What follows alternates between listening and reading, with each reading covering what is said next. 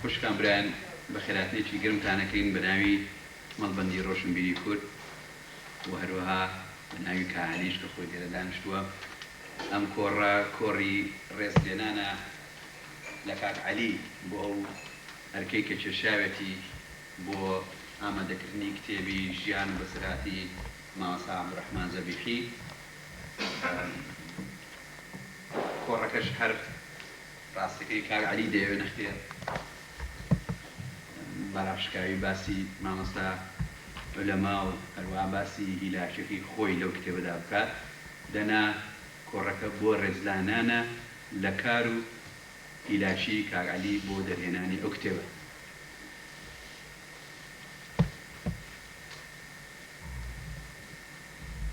کۆڕەکە پێک دێت لە سەرەتایەکی کورد، پاشان کاک عەلی خۆی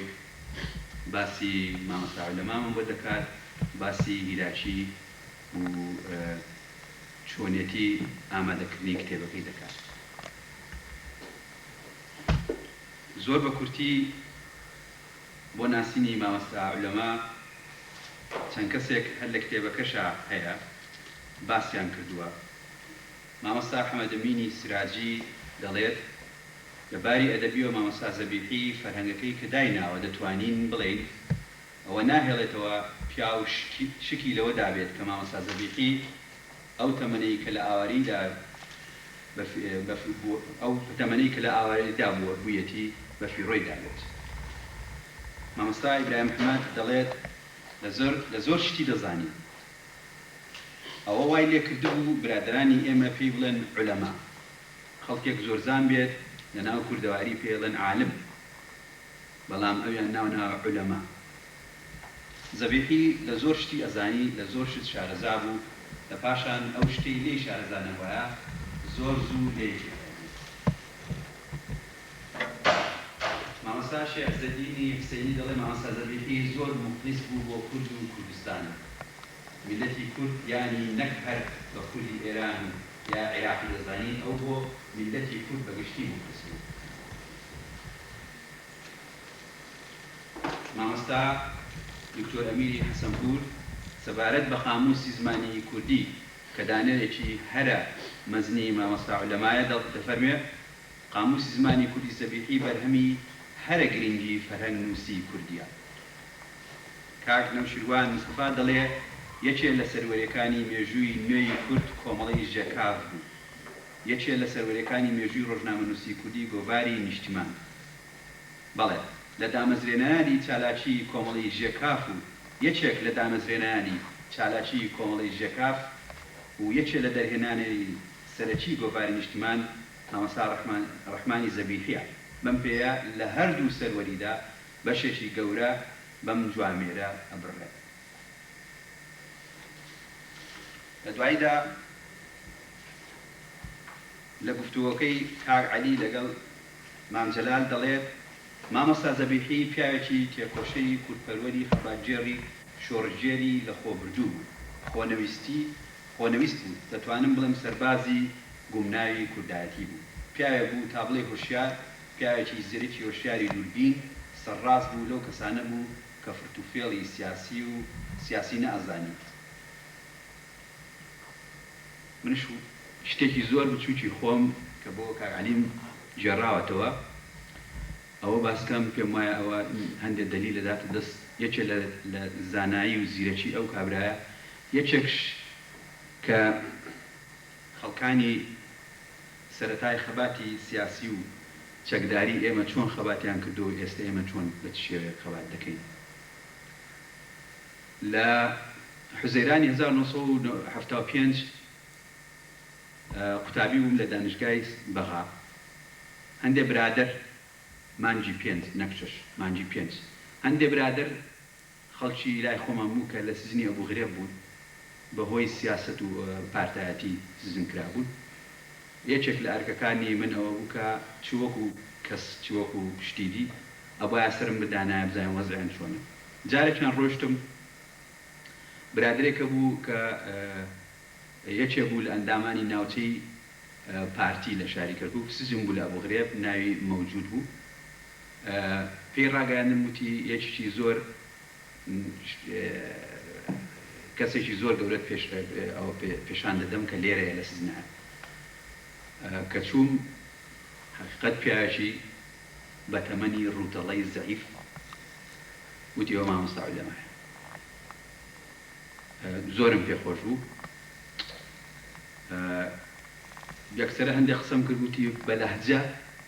لەهجەکەت لەوە دەچێت کەرکووچی بیت و خەڵکی گەڕەشی مام قاسم بیت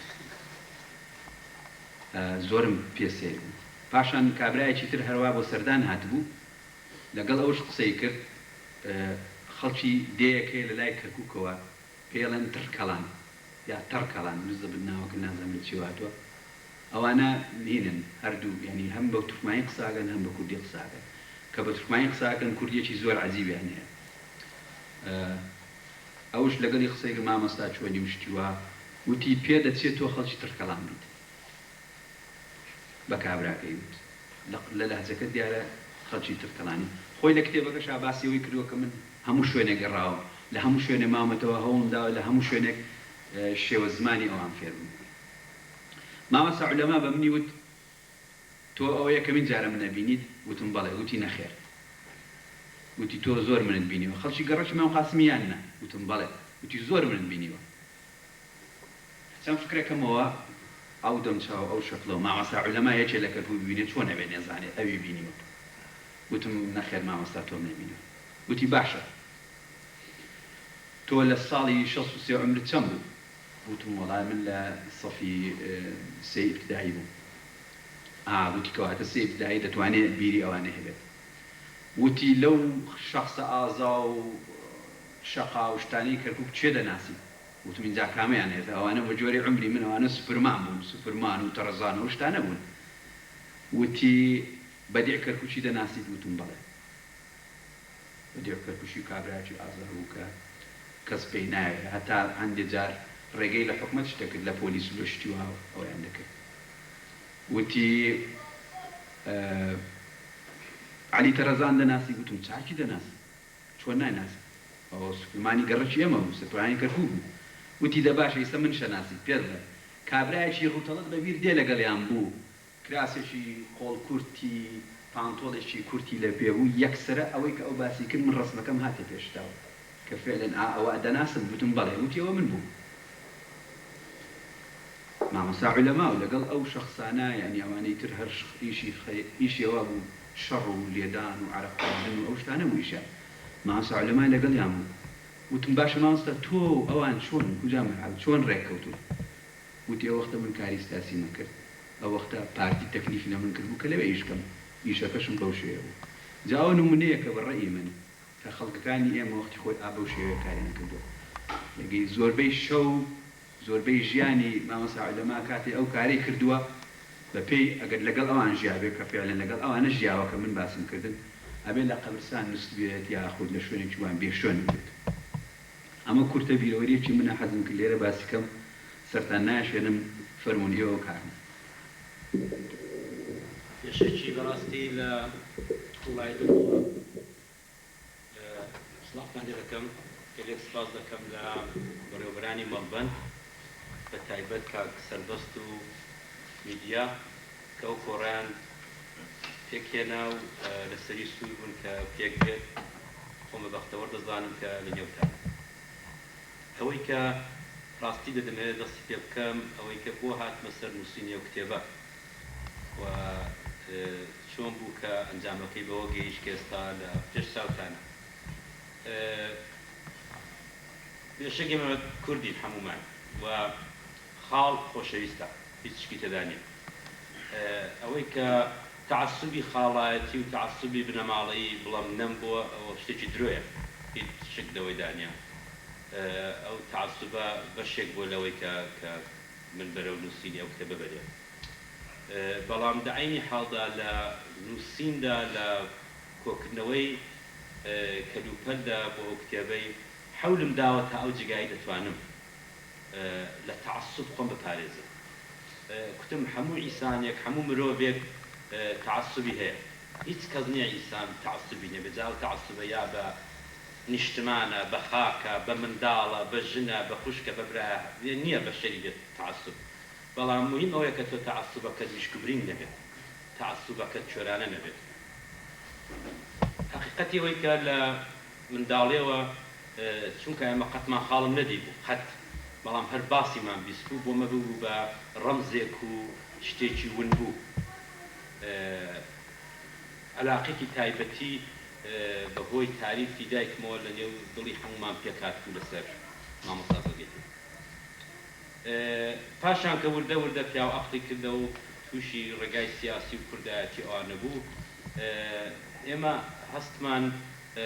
کۆمەڵێک گەنج بووین لە سابڵاغی لە مەهابادی ئێستا کە هەستمان بەوە دەکرد کە دوایی تێکچوونی کۆماری کوردستان و یا سەردەمی کۆماری کوردستان کۆمەڵێک خەڵکە بوون کە ئێمە مەسەن باوکی ڕەفیقمان بوون باوکی مەسەلەن نزیکترین کەسمان بوون کە دەمانزانی یا مەسەن خزممان بوون هاوشاریمان بوون لە مەهاباد ئەو زەمانی مەسەن وەزیر بوون کاربەدەستی کۆماری کوردستان بوون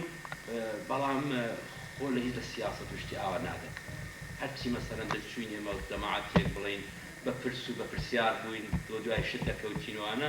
قسەمان لەگەڵ دەکردن هیچ جوابێکی ئەو توان نەدەداینەوە یا مەسەلەن کوڕی دڵیان بکەنەوە لە سەردەمی کۆمار یا مەسەن باسی مەسایلی سیاسی ئەوانە بکەن ئێمە هەر ئەو زەمانی ئەوە دەنێو دڵماندا وەکو نوتفەیەک شکلی گرکە دەبێت ئەم جەماعەتەی کۆمەڵی ژێکاو کە بە وجود هاتوون شتێکی جیاوازێکیان هەبێت لەگەڵ جەریاناتی سیاسی دوای خۆیان کە بە وجود هاتووە ئەو بوو کە ئەو شانازیە ئەو خەونەی کە بە بیری هیچ کەس دانەدەهات لە دەسوودە خەونی شەوانی کەسیشەوە کە شای ئێرانێ بڕوات قەوما ساڵی هەفتاونە بۆ ئێمە بۆ یەکەم جار زەبیحیمان بینێ یعنی ئەمن نەسلی من ئەو سەردەمی پرسیار زۆر دروست بوو بەڕاستی پرسیار دروست بوو کە بۆ زەبیحی مەسەلەن ئەو دەمی تاقە حیزبی بەقووە لە کوردستانی ڕۆژهەڵات لە ڕۆژهەڵاتی کوردستان حیزبی دموکرات بوو بۆ زەبیحی حیزبی دموکرات نیە چونکە ڕەنگە لە بیری زۆربەی ئەوە بێت کە ساڵی هەفتاونەوە کە شۆر دەستی پێ کرد وەکو ئێستا خەتەکان هەمووی باریک باریک نەببوونەوە یعنی هەڵاوگرمەیەکی جەماوەری هەبوو شۆڕشێکی جەماوەری هەبوو ئەو پرسیارە بۆ زۆر کەس لە مێشکیدا دەخلاوە هەر بۆی ئەو پرسیارانە بۆ من دانیشتنی چوونی بەعزە شۆنێک لەگەڵی هەستان و دانیشتن بەعزە خەڵک بینینێک بۆ من جۆرێک شتی دروست کرد عەلاقێکی تایبەتی کە زۆرتر لێی پرسم زۆرتری و کونجکاو بم لەسەرەوەی کە ئەو شەخسیەتە چێە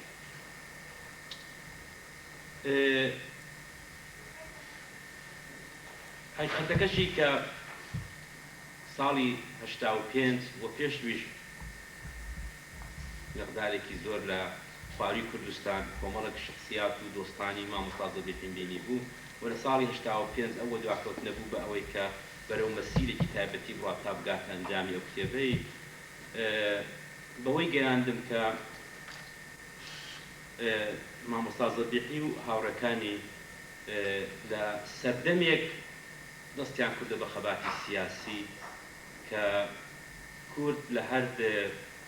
دوو بەشەکەی ئەو دەمی بەشی زۆرتری و هەرسێک بەشەکەی تووشی شکست و نوقسانێکی یەکجار گەورە ببوو بەتایبەت لە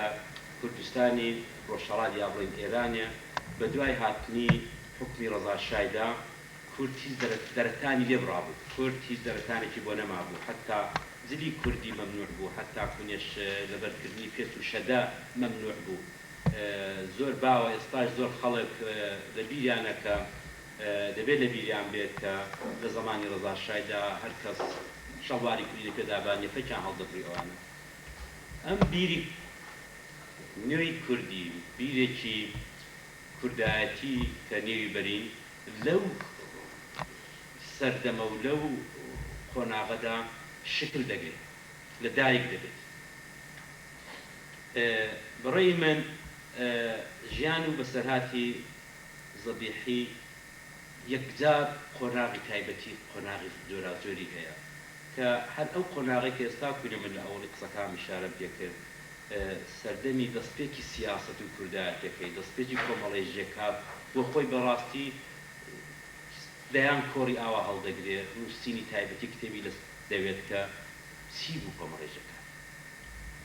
ئێمە بەداخەوە پاش 55 ساڵانیش زۆر کەم لەسەر ڕێکخراوێکی ناسیۆنالیستی وەکو کۆمەڵی ژێکاف دواوێ کۆمەڵی ژێکاف من مەجال دەو کۆڕەیدا بۆ وەختی ئەوە نییە کە بە تێر و تەسەلی لەسەر کۆمەڵی ژێکاف چی بەسەر هات چۆن بوو شکلەکەی چۆن بوو بیر و باوەڕیان چۆن بوو زۆر کەم زۆر زەحمەتە پیادە مەجارێک چاوەدا باسی کاڵەوە من سعی دەکەم زۆر بە کورتی بەسەر هەموو قۆناغەکانی ژیانی زەبیحیدا بێم و ئەوەی کە سەرنجامەکەی دەبێتە ئەو کتێبە حقیقەت ئەوەیە کە لەو حاڵێک کە ڕەزاشا لە کوردستانی ڕۆژهەڵات پێچێنابوو لە کوردستانی ئێران پێچێنابوو ئەو بیرە ناسیۆنالیزمێکی نوێ ناسیۆنالیزمێکی بڵین بە شێوەی ئەوڕۆکە کە باسی دەکەن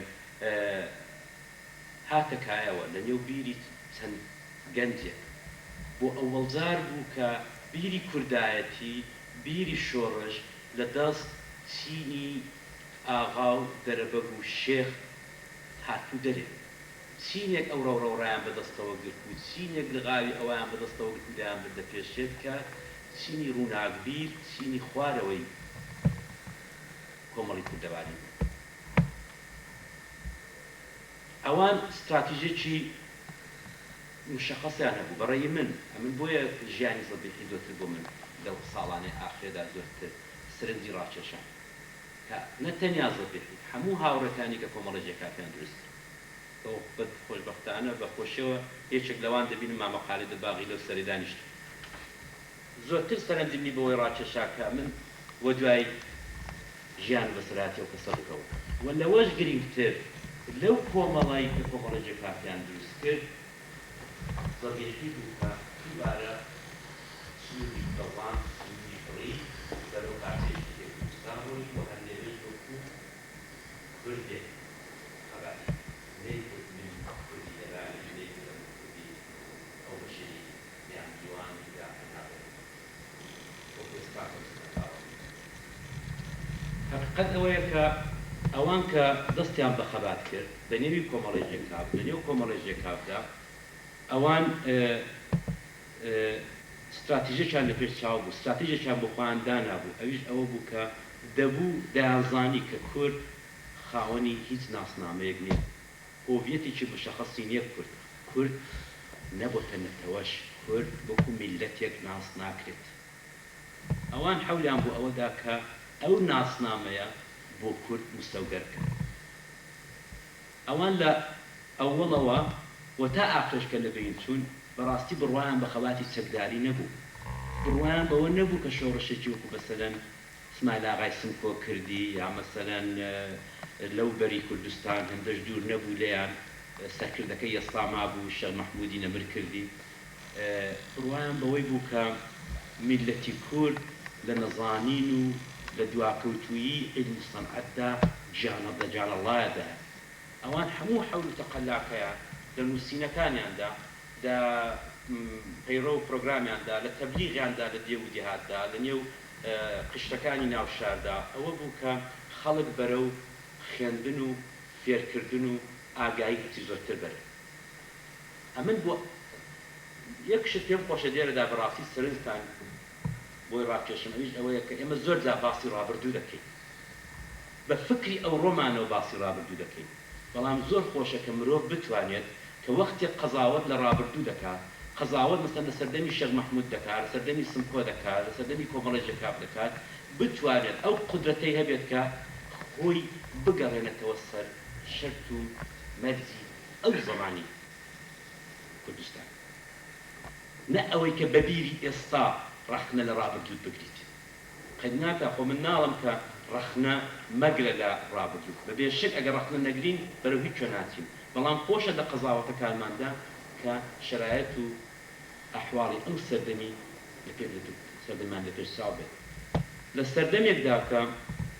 هەمووی خەڵکی سابڵاغ خەڵکێکی سنەتی خەڵکێکی تاڕادەیەک مەسەبی بڕوا بە شێخ و مەلا دەوپەڕی خۆی دابووە حتا من لە نووسراوەیەک لە کتێبەکەیدا هەیە مامۆستا مەلا قادری مەدەڕەسی کە وتوێژیان لەگەڵ کردو من هێناومەتەوە لە کتێبەکەدا دەڵێ ئێمە تاقە یەک مەکتەبمان لە ساڵاغە هەبوو ناوەندی برادێک دەویست خۆی کاندید کا بۆ شورای ملی ئێرانی زمانی ڕەزاشای دەیکوت هەموو خەڵکەکە شەرتەکان ئەوە دانابوو خەڵکی مەلا و شێخ و گەورە پیاوەکانی ساڵاغە کە ئەمە بە شەرتێک ڕەئی دەدەینێ کە چووی بۆ مەجلیس ئەو ڕەشێت ئەو مەکتەبەی داخی یعنی دەو سەردەمەیدا کە ئەوضاع و ئەحواڵی خەڵک ئەدە وەزعەیدا بووت کۆمەڵێک خەڵک پەیدا بن باسی نابەرابەری بکەن باسی خوێندن و باسی عیلم و هێنانەکایی نێو نەقشی ژن بکەن نێو کۆمەڵدا بەڕێی مشتێکی یەکجار گەورەیان کرد ئەگەر چاوێک مەسەلەن لە یەکەم نووسراوەکانی کۆمەڵی ژێکا بکەین دیاری کۆمەڵی ژێکا بۆ لاوەکانی کورد هەمووی لەسەر جەهل و جەهالەت و شێعرەکانی حاجی قادری کۆیی مەلای گەورەی کۆیە بەو شێعرانەوە بەرەو پیری خەڵک دەچن و خەڵک ئامۆژگاری دەکەن ئەو هەمووی ئەوانە لە دەستێک ڕاکە من دەستم بە کتێبەی کرد بۆ من بەڕاستی جێگای سەرنجڕاکێش بوو و بەوە گەیشتم زۆر زوو کە ئەو ڕێکخراوەیە دەبێت بنەڕەتێکی زۆر باشی ببێت بۆچی لە بین چوو بۆچی ئاوای لێ هات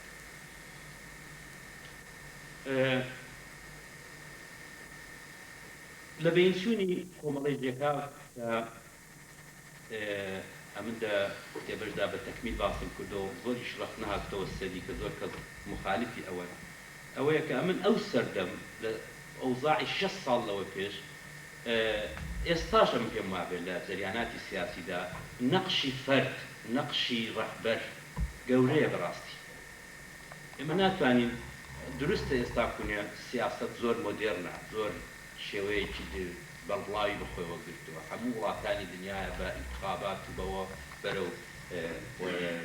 قدرەتی دەوڵەتی ئەوانە دەچن بەڵام لە عەینی حاڵیشدا ئەم پێم وابێ مەسەلەن ئەگەر ماندێلا نەبا لە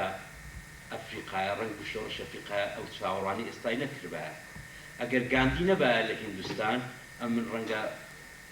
ئەبە شێوەیە هیندستان خۆی بەستی بریتانیا ڕزگار نەکردبایە یعنی نەقشی ڕەهبەر نەقشی تاکە کەس بە تایبەت لە دەهەی پێش شەڕی عالەمی دووەم و تا ساڵانی حتا ئەوانە یەکجار هەندەوە ئیتر ئەمە بە سەدان مثالی دیکە کە مەسەلەن بێنینەوە هەر لە کاسترۆوە لە کوبایە هەم لە ستالینەوە بە چیتۆوە لە یوگۆسلاوی ئەوانە دا بۆیە من دەڵم نەقشی فەرد لە کۆمەڵی ژێکاتیشدا بەرچاو دو سێ ساڵ بوو کۆمەڵی ژێکاف هەری هاویش بووە سەر هەموو بەشەکانی ناو کوردستانی ئێرانە لە کرماشان ئەندامگیریان دەکرد لە خۆیە و لە شاپور و لە قوتور چالاکیان دەنوان ئەو جارەکانە پەڕی هاویش بووە دیوی سلەیمانی و کوردستانی خوار و لەقی کۆمەڵی ژێکاف لە سلەیمانی دروست کرا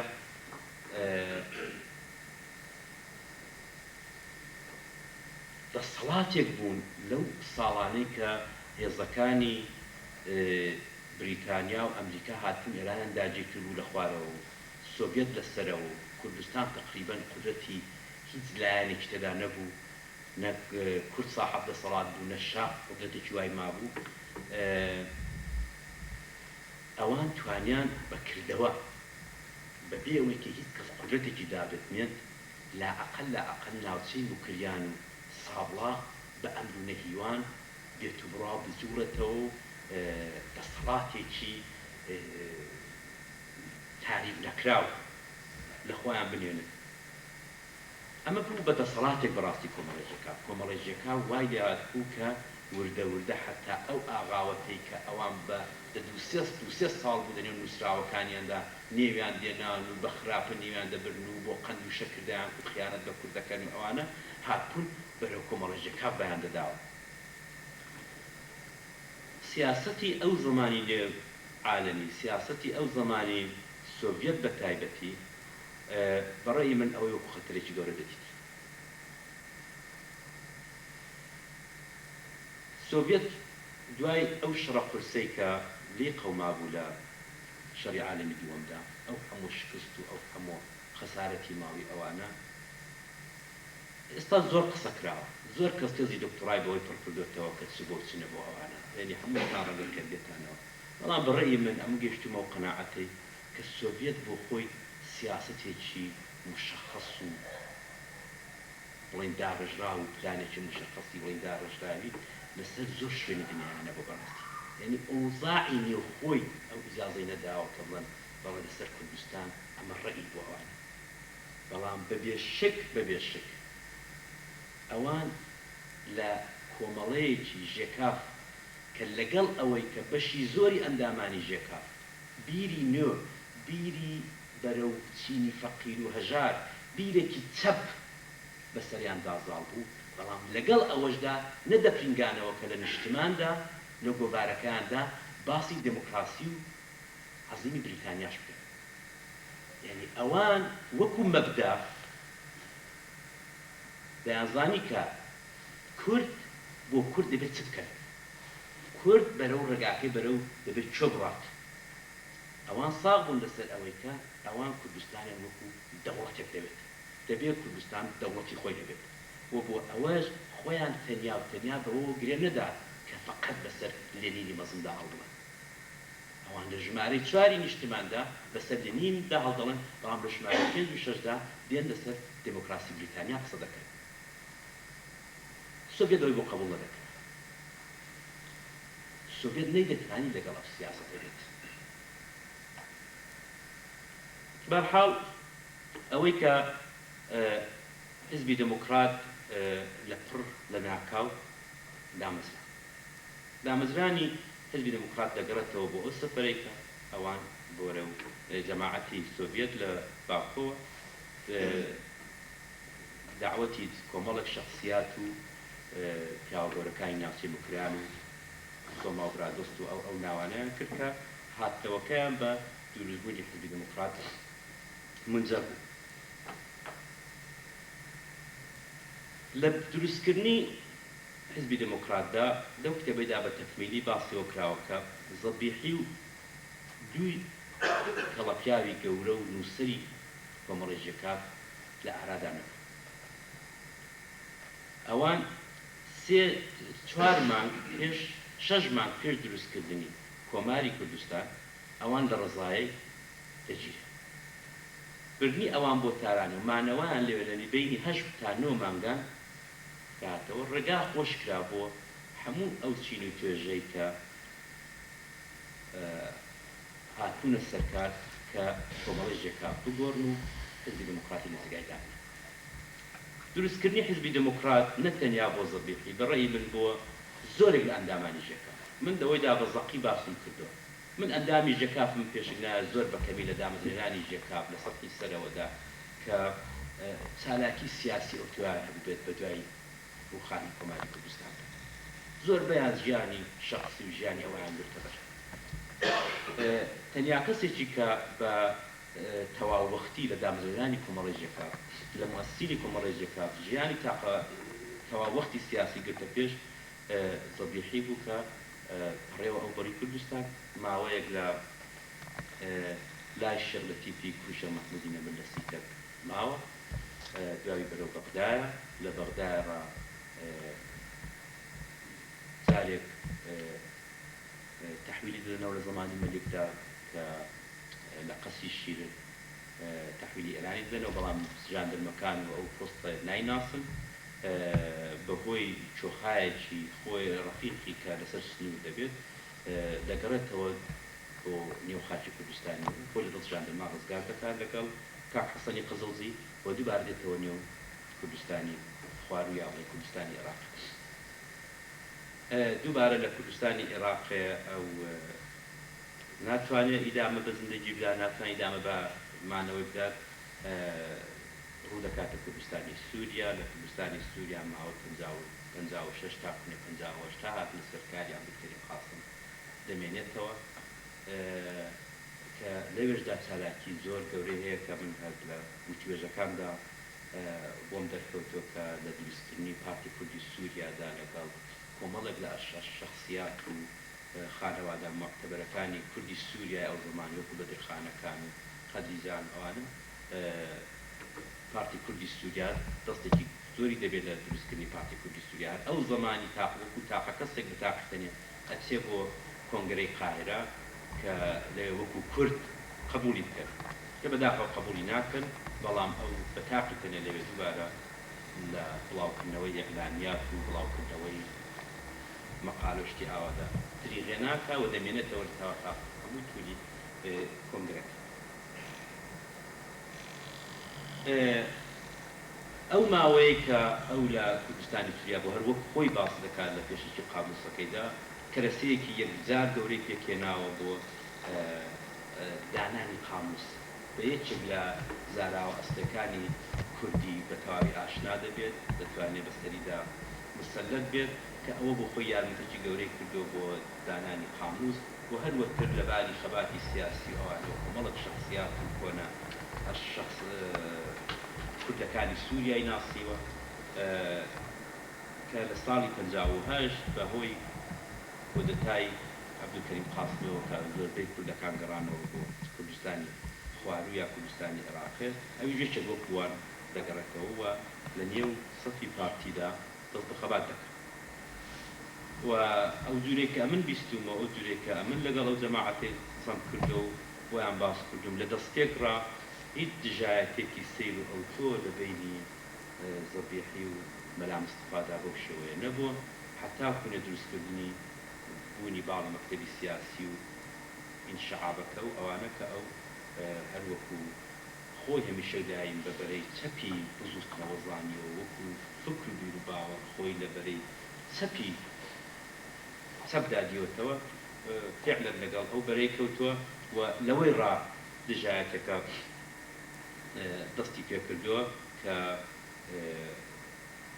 ئەو جورێکە هەمووتان بیستوتانە و باوە دوو کتێبەشدا باسی کراوە کە مەلا مستەفا زۆر حەزی بە چارەی نەبوو بە دوای ئەوەشدا کە دوای بەیانی یاڵدەی ئازار و دەستپێکردنەوەی شۆڕش لە کوردستانی خوارو کە باڵی مەکتەبی سیاسی دەستنەوە ژێر باڵی مەلا مستەفای لێوێتاتە زاوەکو یا دەست بەسەر یاوەکو بوونی ئاردوورێکی نێوی دەنێنە من خۆ زۆر لەوەی نادەم بەڵام زەبیحی ناچێتەوە یا قبوڵ ناکرێت کە ئەو ماوەیە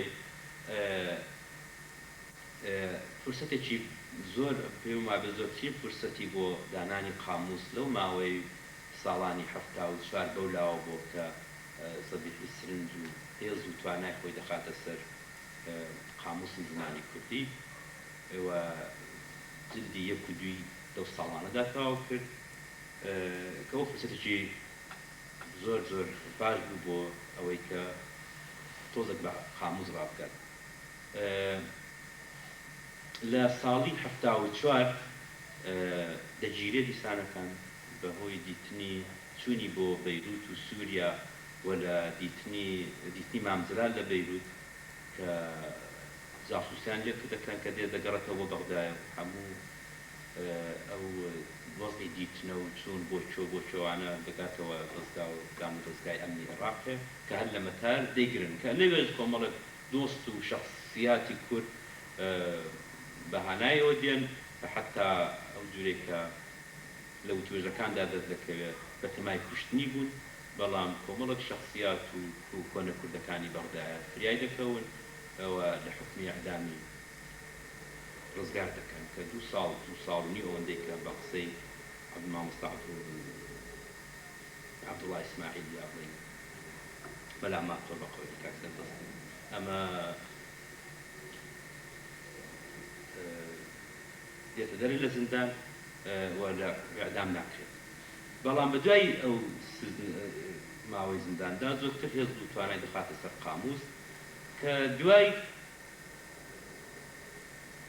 هاتنە دەری لە ساڵی 1970 بڵین 79 هەڵاوگرنەی شۆڕشی گەلانی ئێران هەموو دنیا دەگرێتەوە زەبیحیش کە بۆ خۆی لەدایکبووی ئەو پارچەی کوردستان بۆ پاش 36 ساڵە پێم وابێ هەموو مرۆڤێک ئەو هەستێ بۆ دێتە پێشەکە دڵی پێنێ بۆ ئەو شارێکی لێ لێدایک بووت زەبیحی دەگا هەکتەڕاوە بڕابن ئێمە یەکەم جا زەبیحیمان ئەو ساڵ دیت ساڵی هەفتاون کە ماوەیەک بەڕاستی ئەمن بۆ خۆم شایدم لەوێ کە بێدەنگ بوو بەڕاستی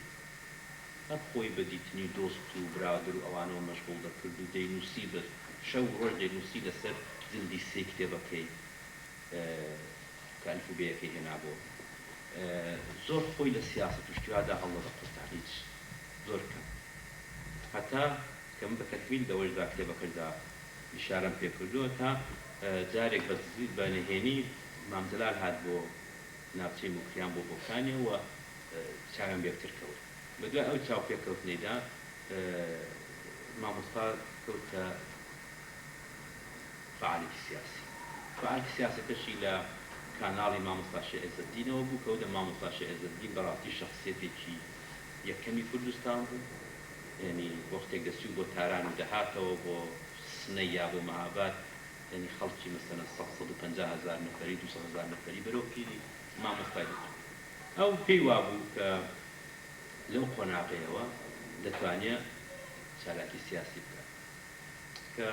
بەداخەوە لە دووسێ سەفەری کرد و هات و ڕۆیشت بەڵام لە یەکێک لە سەفەرەکاندا ئێمە لە کاناڵێکەوە بەجێمان گەیشت کە مامۆستا زەبیحی لە بەغدا بێسەر و شوێنچوو ئەو بێسەر و شوێنچوویەی ئەو بەو شێوەیە مەڕموزە بە قەولی کۆمەڵە برادر زۆرتر بۆ منێکی کە زۆر گەنج بووم بۆ منێک کە زۆر تاالبی مەسایلی سیاسی ڕابردوو وڵاتەکە ڕابردوی جەریاناتی سیاسی وڵاتی خۆمان بووم زۆرتر سەرنجڕاکێش کەوە دوای کۆمکەوە چی ئەو مەڕموزیە چێت هات لە ناکاو هەڵقوڵی لە ناکاو ڕۆیشت کەس نازانێت چۆن تا ئەوەی کە ئەمن پەڕیمەوە بۆ بەشی خواروی کوردستان 2 ساڵ لێ مامەوە لە ناو پێشمەرگە و ئەوانە کۆمەڵێک دیتم کە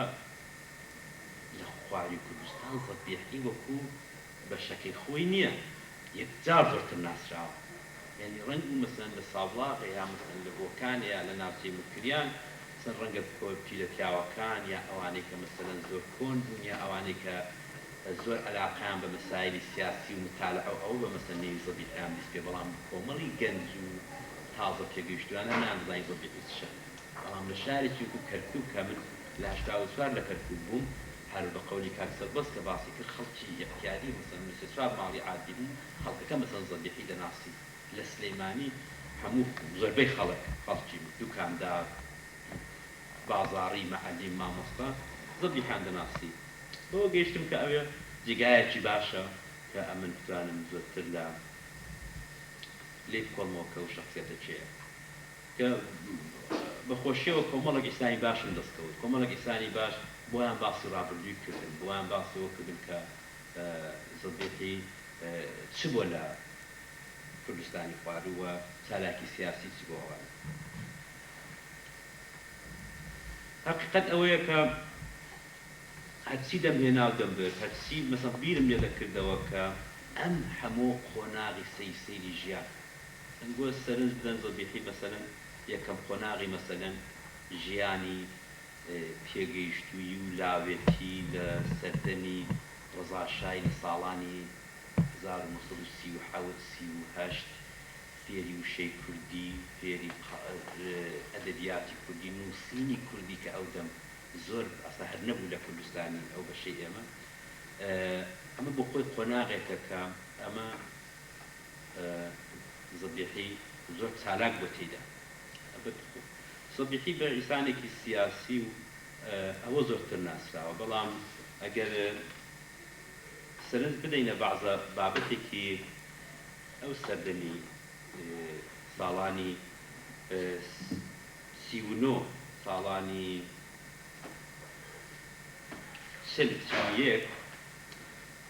زەبیحی لە بواری شعر و نووسینوانشدا ئەسڵی تاوداوە بەڵام بە دوایەدا کە پوختە بۆ لە جەریاناتی سیاسی ئەوەدا ئیتر ئەوەی وەلا ناوە لەنا مەسەڵەن ئەگەر سەرنجێک بدەین بۆ یەکەم بڵاو کراوەی کۆمەڵی ژێکاف دیاری کۆمەڵێژێکا بۆ لاوەکانی کورد شێری زەبیحی تێدایە دەڵێ سیاحەتکەن بچن بۆ سۆڤێتستان بزانن چۆن بە خێرایی هەستان لە قەومی ڕووس چ زڵمێکی ئەکرد چار هەمووی ژەهری ئەخوار میلەت بە ناچار لە پڕ لێنین هەستا وەک دلێران بناغەی زڵمی چاری کرد وێران بە ناوی ناودەوڵەتێکی سۆسیالیست لە ناوی برد لە جارێک ئیمپریالیست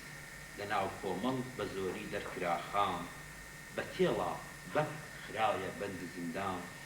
بە مەحزی هەڵکراونی بەیرەقی سوور لە ناو خەڵکا نەما فیتنە و شەڕ و شور ئەلەرزێت کاچی ئاغا وەک بنی ئاو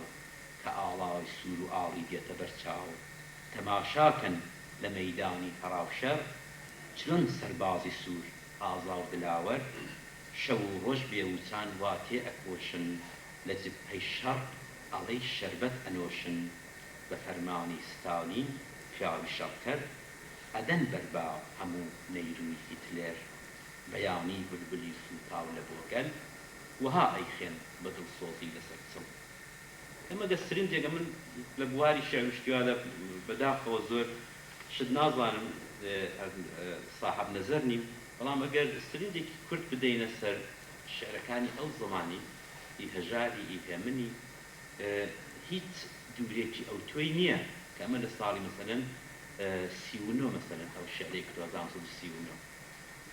کە نمونەیەکی سکوبەکەی شێعری هێمنی دێنمەوە دەڵێ دوێ شەو هاتە خەوم دایکی وەتەن جلکی ڕەشی بوو لە بەردا وەکو گوڵ وا بوو باڵا ڕووی بەگەشی هاتە پێش لێم و گوتی ڕۆڵی من چارە ڕەشی تۆ لە ئازادی و سەربەستی چ بێدەهرە و بێبەشی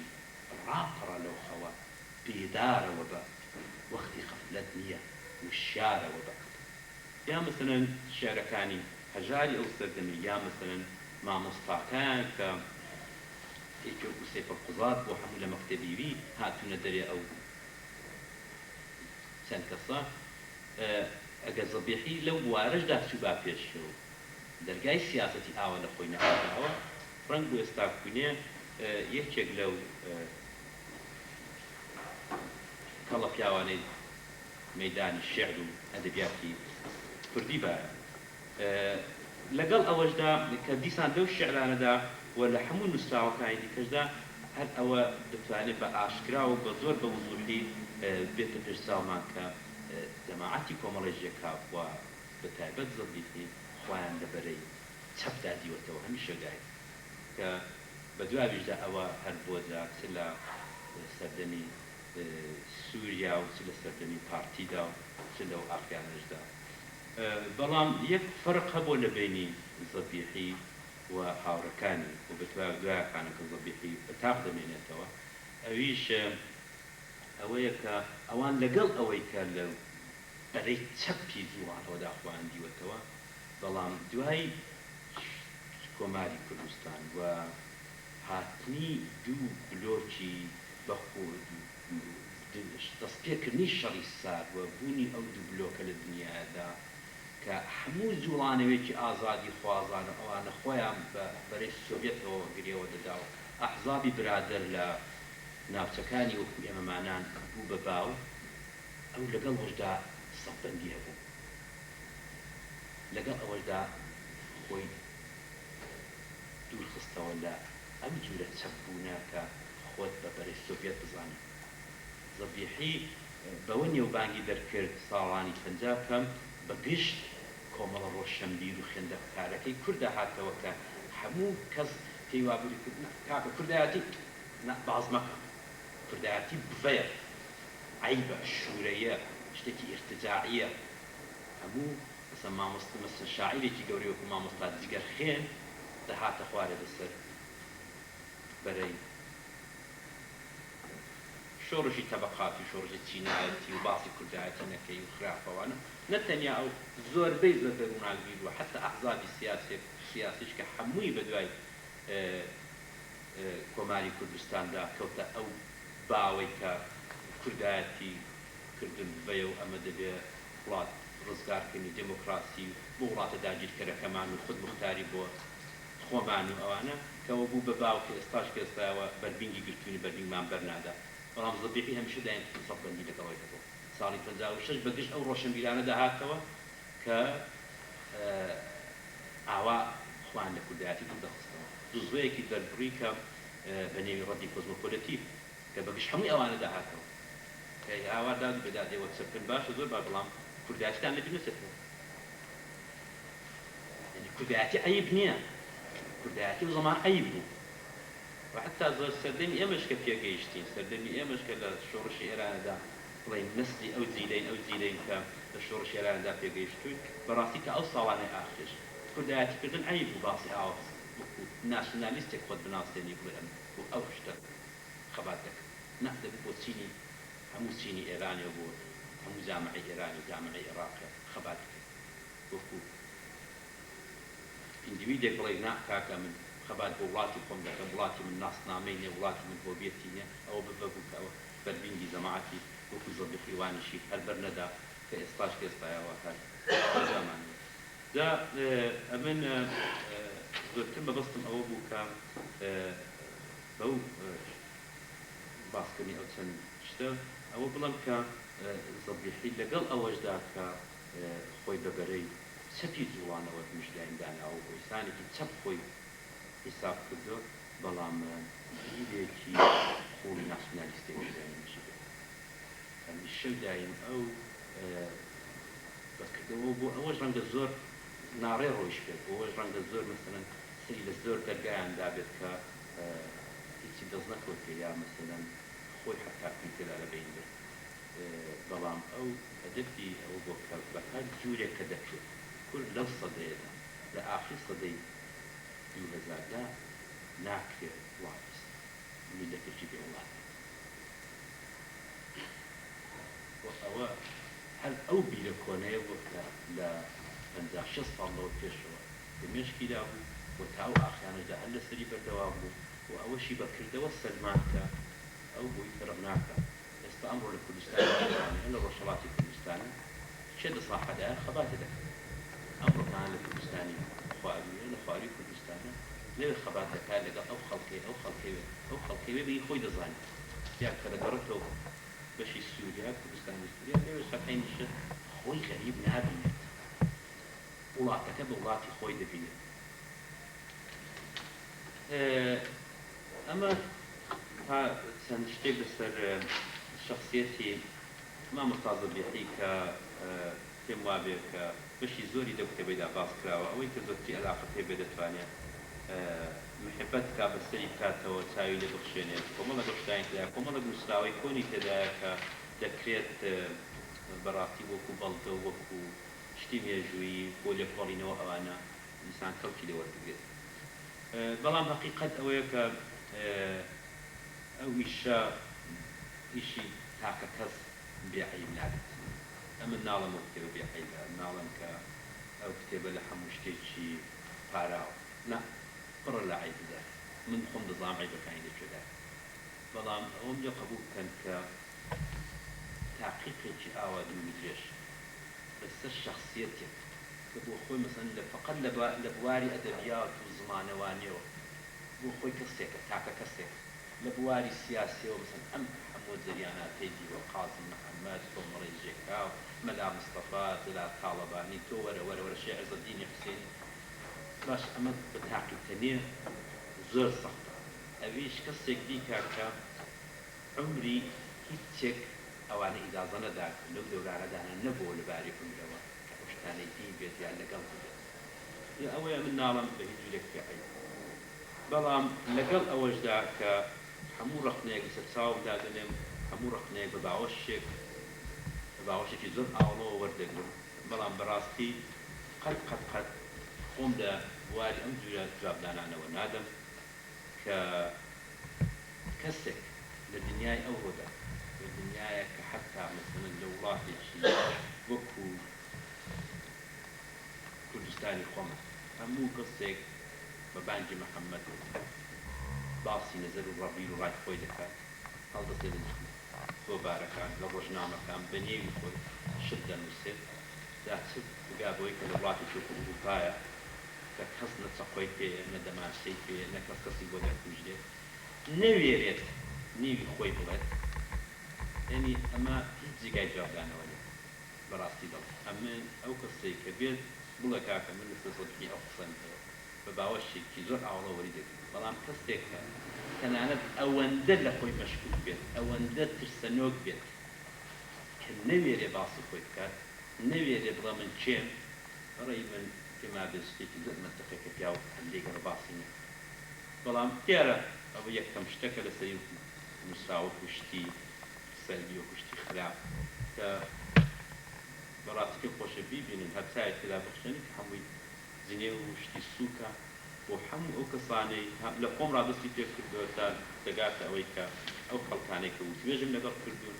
ئەو برادرە ئەو هەموو شخصیەتە دە کتێبەیدا ڕیسکراون لە شێخ عەزەالدین حوسێنی ڕابگرە تاکوونێ مەسەلەن کاک یەسفی ڕزوانی و حەمەد ئەمینی سراتی و مامۆستا ئیبراهیم هەمووی ئەوانە تەنیا هەمووانی پێجاش و خراپە سێ کەسی دەرهاوێشتەوە کە دەڵێ حەیف بۆ ئەو سێ بەڕێزانە کە نین خوان ناوەتە ڕێزی ئەو نێوانە ئەویش یەکیان کە حەمەد ئەمینی سراتیە یەکیان مامەغەنی بندوریانە یەکیان یەسفی ڕزوانێ جا ئەمن دەڵێن ئەو برادرە بابێ خۆم پێ بناسێنێت بە ئەم بە باوەشێکی ئاوڵەوەری بکڕمەکان بەڵام لە دنیای ئەوڕۆدا کەسێک ئەوەندە ترسەنۆک بێت نەوێرێ نێوی خۆی بێنێت ما بێت لازم جوابدانەوە شتی ئاوا ناکات ئەلا کولی دەڵێ من ئەوەندەم پێکراوە ئەوەش هیوادارم بە لە تەی دڵمەوە بەڕاستی کە هەم ببێتە ڕێزنێنانێک لە مامۆستا زەبیحی هەمیش کلێنێکی کتێبخانەی کورد بکاتەوە هەروەکو لە ئەوڵی قسەکانمدا عەرزم کردن ژیانی کەسێکی ئاوا بوو تعریفانێک کە من ئێستا کردم یا بۆ باسانێک کە من کردم بەڕاستی لە توانای کۆڕێکی ئاوادانێت ئەمە پرۆژێکی تایبەتیمان دێ فەقەت باسی باری ئەدەبیات و باسی زبانزانی و قاموس نووسی زەبیحی بکەیت باسی سەردەمی کۆمەڵێژێکا بەڕاستی دەیان کتێبی دیکەی دەوێت بە نەزەری من زۆر زۆر زۆر زۆر کەم لەسەر کۆمەڵێژێکا دوایین ئەمەش دلیلی هەبوو کە بۆچی کەم لەسەر کۆمەڵێژێکا دوایین بۆ کۆمەڵێژێکا بکرد بۆ وای لێ هات بۆ ئەو ویستە شەرعی و ڕێکوپێکەی کورد لە ساڵانی چل کە داوای ناسنامە و دەوڵەتی کوردی دەکرد بەرەو ئەوە هات لە ساڵی 2000 کە ئێمە بە جمهوریەتی دموکراتیک لە تورکیای ڕازی بین بە بوون لەگەڵ سەدام حوسێن ڕازی بین بە ئەوەی کە شورای ملی لە ئێرانی انتخاباتێکی بکاو دوو کوردی تێدابێ ڕازی بین وەرە ئەمە بەرەو دارچوونەوەیە ئەوە ڕێی منە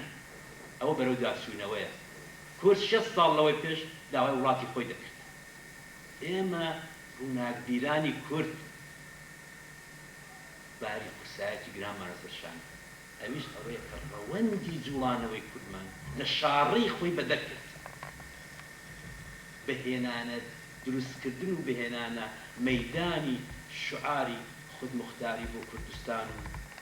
دموکراسی بۆ وڵاتە داگیرکەرەکان لە هەردوو بەشە گەورەکەی کوردستان کە بە درێژایی 30 ساڵی ڕابردوو دەهەکانی 50 60 و 70 شۆڕشیان تێدا بوو واتە کوردستانی ئێرانی عێراق ئێمە خەبات و جوانەوەی کوردمان لە شاڕی خۆی بەدەرکرد دا هەموومان تێدا مەسئولین بەڕاستی ئێستا ئەوەندەی دیکەی دەوێت بۆ ڕووناکبیرێک بۆ ڕۆشنبیرێک کە گەیشتۆتە ئەو بیرە ناسیۆنالیستەی کە دەبێت تۆ هۆویەتی سیاسی خۆت هەبێت هۆویەتی سیاسی خۆت ئەولاولینە هۆویەتی سیاسی یعنی دەوڵەتی خۆت هەبێت تازە لە ئەوڵ قۆناغەکانی ئەوڕۆدایە کە ئەو بەرە مێشکی جیلی تازەوە دەبا بە خودمختاری لە مێشکت بەرە دەرێت تۆ بۆچی خەبات کە بەڕێی من ئەوە بەرەو دواکەوتین ئەمە زۆرتر لەوە سەرتا ناشێنم پێم خۆشە کە ببێتە دەمەتەقێکی خۆمانە ببێتەوەی کە پێکەوە زۆرتر بە سەمیمی پێکەوە قسە بکەین دەزانم خەڵکانێک لێرە دادانیشتن کە زۆر زۆر لە من خاوەن ڕایەترن و زۆر لە من شتیان زۆرتر پێیە مەجالێک وان بڕوخستنی کاکسەر بەشە بەحسەکەی تێ نەخۆمانە زۆر زۆر سپاسدانم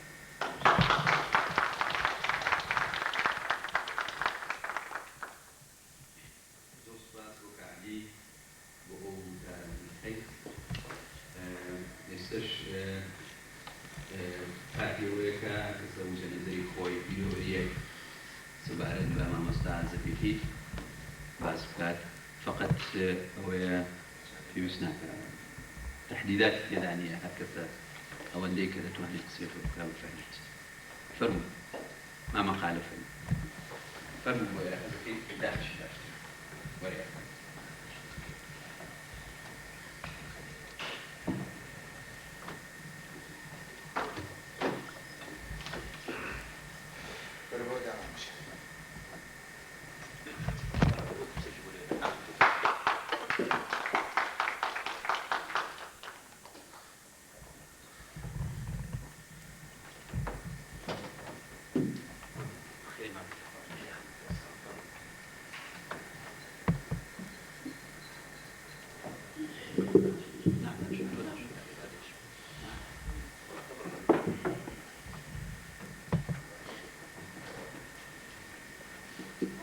شعرێکی فارسی هەیە کە حەزەکەم لێرە بۆ خۆم وەسفم حاڵە حەزی ئەوەشی بکەم ئەڵێ یادە ئەیامە جەوانی جگەرم خون میکرد خوب شد پیر شدم کەم کەم و نسیان آمد ئەو فەرمایشانی کاکە عەلیە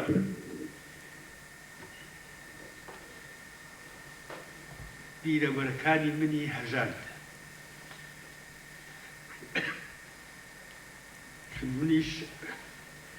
لە سەرەتای ساڵی 22 خۆمان یا 1943 میلادی شەرەفی ئەندامەتی و کۆمەڵی ژێکافممان گرتووە ماوەیەکی زۆریش شاگرد و بەردەستی مامۆستا زەبیحی بوو هەروەکو کاک عەلی فەرمووی باش وایە بگەڕێینەوە بۆ 56 ساڵە بەندەمە لەو وەختا کوردستانی ئێران لەژێر سەیتەرەی دیکتاتۆری ڕەزاشاه وەزعێکی وای بەسەرا هاتبوو کە لە هەموو شوێنێکی گشتی لە سەرکانی لە حەوز لە مزگەوت لە قاوەخانە لە ئیدارات هەمووی نووسرا بوو فارسی هەڵ بزەنیت کارمەندەکە کورد بوو ئەوەش کە کاری پێی بوو هەر کورد بوو خزمیش بوون سەقزی بوون هەبوو بە فارسی قسەیان کرد هەردووکیشیان کە فارسییان چەک نەزانی جا هەر پێکەنین نافەک بڕین ڕەواجێکی زۆری هەتا لە دێهاتا کە نانەتوانی هەمیشە بێنە شار و ئەو لیباسی فەڕەنگیشە نەبوو وەستایی نەبوو کە دروست بکە هەر شۆڕەکە بە گەورەی هینیان نەکرد و هەڵیانێ کێشا و ئەیان پێچاوە ئەوتە ناویشیان نابوو سەگڕەوێ هەر کەسێ بچوایە بۆ شار لە مزگەوتە چوو ئەیکردە پێی و هاتەوە بۆ شار جان لە هەلومەرجێکی وادا تووپڕ سپای سێ دەوڵەت هاتن و ئێرانیان داگیر کرد بەتە لە پێشا ئینگلیس و ڕوس و دوایەوە ئەمریکا هات ئەو بۆمبە کە خستیانە خوارەوە لە وربێ و لە سەقز خەڵک ناوی نا بۆمبی ڕەحمەت زۆمەکە ئەوەندە زۆر بوو داگیرکەرێکی لەگانە هاتووە خاکەکە داگیرەکە وڵاتەکە بۆمبارانەکە ئیساڵن بۆمبی ڕەحمەت جا ئیتر خۆتان فکر بکەنەوە چەندە زۆمەکە زۆر بووە شاعرێک لە وەختا هینەڵێ گشت بەحر بێتە حیبر و مێشە قەڵەم نادرێ شەرحی زۆم و زۆری عەجەم بەو حەدە زۆم و زۆر لەو وەختا زۆر لە سەرک عەشیرەتەکان یان پیاوانی ناودار لە تەبعیدا بوون جەلالیەکان و سکاکان لە تەرەفی سمنان و دامغان و ئەوانە بوون هەورامی لای تارانۆ بوون سەنجاوی و کەڵوەڕ و ئەوانە لە مەرکەز بوون یەزد و کاشان و شت مەهابادی لە شیراز و کازڕور و ئەوانە بوون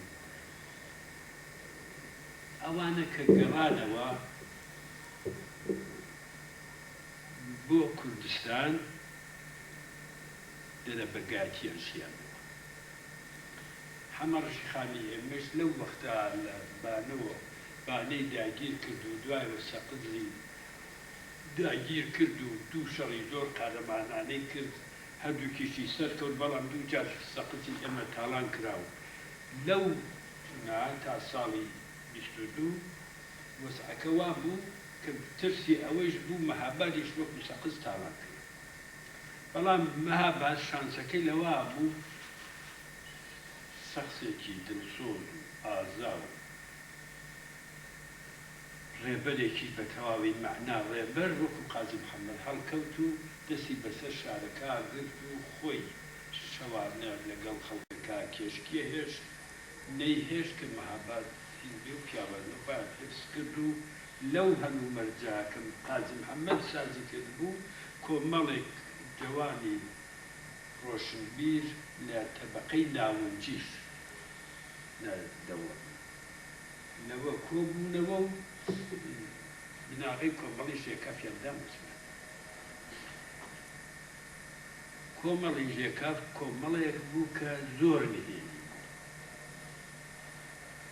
و لە ناو خەڵکیشە ئەگەڕاک بوو بژێریە کرد هەر کەسی عاشق بە کوردایەتی نەبوایە ئەسڵ مەرحەبایشان ناکرد جا ئەوە کە پێک هات من کە لە بەهاری ساڵی 43 شەرەفی ئەندامەتی وەرگرت ئیدە کەم بەڵام نفوذ زۆر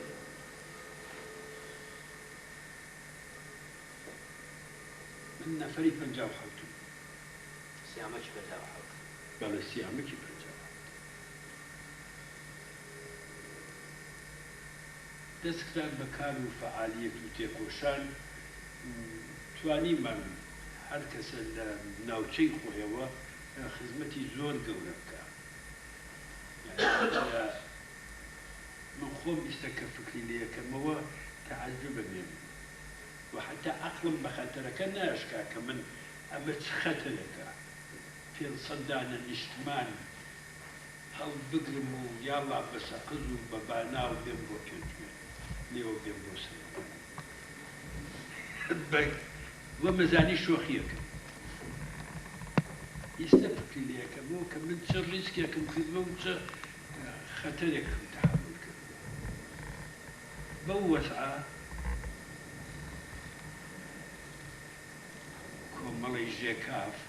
نفوزمان وا کرد ئەو سەلانی عەشایرە کە مەسەلەن بابەکەی کوێی عێراقی ئەغڵە کاغذی بۆ ئەنووسی دەخیل بم نەچنە ناو کۆمەڵە و ناو شتەوە ئەوانە یا کوڕەکانیان وە زۆری ژنەکانیشیانمان هیم کردەوە و هەموویش 7 جار سوێن بە قورئانی پیرۆز بوو بعضە کوڕە ئاغایەکیش کە زۆر دڵمازنی هین نەبوو سێ بە سێش تەڵاقمان مەلایشمان زۆر بوو مەلاکان هەمووی هین بوون ئەو جەنابی شێخ عەزەدینەکە کە عەلەوی فەرمووی ئەو وەختە پیاوی چاک بوو تەلەبە بوو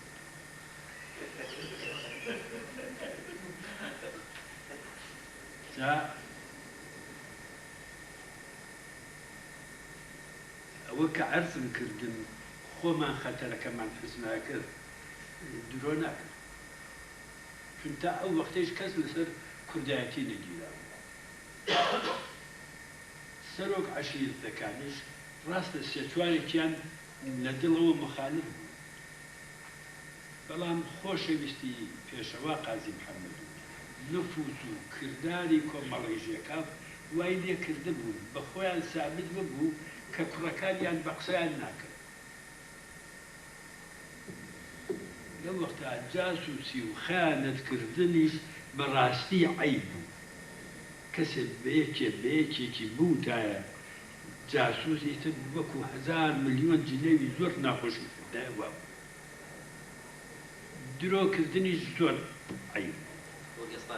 نا والله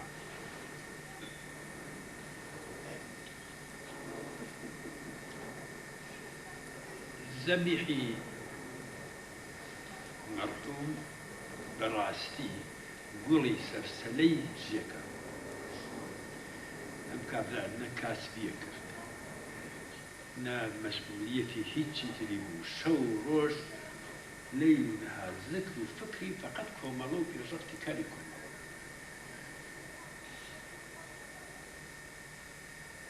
حتا دەبعەیەکیان زۆر تون لە من تووڕە بوو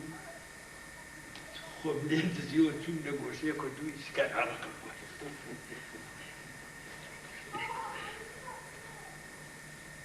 مەسەلەیەکی تریش کە زۆر ئەهمیەتی بوو ئەوە بوو بە هیچ شێوەیەک تەزاهر بە بێدینی نەکەین هەرچەند هەمووشمان بەڕاستی ئەو وەختە موسڵمان بووین بۆ اعتقاداتێکی زۆر پتەومان ئەوە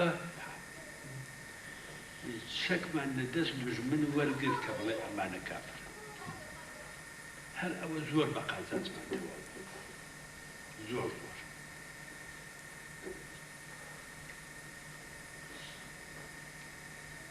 زەبیحی نووسەر بوو خۆ کوردستان چاپخانە نەبوو ئەو دیاری کۆمەڵی ژێکاف کە کاکعەلی ئیشارەی پێکرد لە سەر جڵدەکەی نووسرا بوو چاپخانەی لاجان باوەڕ فەرموو لە تاران و تەورێزەوە لانی کەم دەیان نەفەر بە تایبەتی هاتوو بۆ مندەقەی لاجان زان ئەم چاپخانە لێکوایە شعرەکانیش چی ئەوەی کە ئەو ڕۆژە حفزم کردو ئێستش زۆربەیم لە بیراڵە زۆر بووە بەرخێکی لە ڕوو لاواز بووەتە خرتێکی دووگزەلام و قەڵاو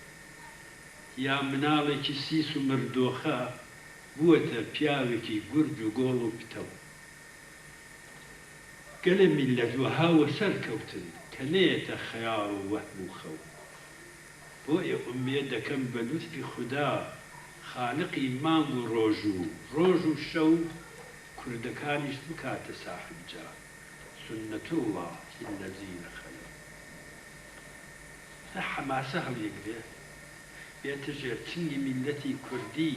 هەر لە باتوومەوە هەتا دەهلەوت هەوهەوی مێرەوان لە مەیدانە زەلزەلەی خاتم مەڵکیکەی خەجرە و بنظر تو خدایا ئاسانە باز و شاهێن هەڵێن لە چینی کرد بەهشتی مەلا محەممەدی کۆیی جەلیزادەیە بەو شێوە یا مەدحەکەی حاجی قادری کۆیی ئەی بێنەزیر و هەمتا هەرتۆکە هەرتۆی کە بەرقەرارە لە ئاخریا فەرموێت معلومە حاجی بۆچی مەدحت ئەکا بە کوردی تا کەس نەڵێن بە کوردی نەکراوە مەدحباری بەو دڵ و دەستپاکیەوە بەو نیەت پاکیەوە ئێمە چوینە ناو بەحری کۆمەڵانی خەڵک و بەڕاستیش بە جوانی وەریان گرتین و ئێمەش زۆر بە جوانی و بە فیداکاری کارمان بۆ کردن ئەتوانم بڵێم سەدی هەفتای خۆشەویستی کۆمەڵی پێکاف بە واستەی زەبیحی ئەوەڵ دڵشادی ڕەسووڵی و چەند تێکۆشەرێکی تر کە ناویان لە نیشتمانەوەدا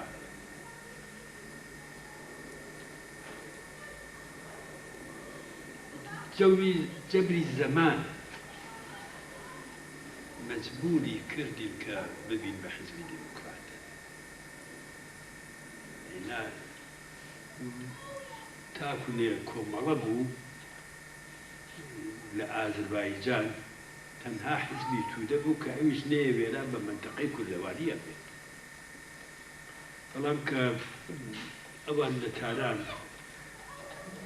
یاکی بارنامەی پیشەوەریان ڕەت کردەوە لە مەجلیس پیشەوەری گەڕاوەتە بێت حزبی دیموکراتی ئازەربایجانی تشکیلدا باقرۆفیش لە باتکوبا کەوتە خەیاڵی تشکیلی دەوڵەتی ئازەربایجانی سەربەخۆ و ئەو دوو ئازەربایجانە بکاتە یەک چەند نەفەر کوردیشی داوەت کرد و نەختیان بۆ پێشەواتی سیفی خۆی چوو مەجبورەن حزبی دموکراتی کوردستانی ئێرانیان بۆیە تشکیلدا لە مقابلی حزبی دموکراتی ئازەربایجان ئەوان کەوتنە ئیقداماتی سوسیالیستی و بەرەڵایی ژن و تەقسیمی ئەراضی و مالی کوشتن و قوڵە ئاغای فەقیر کوشتن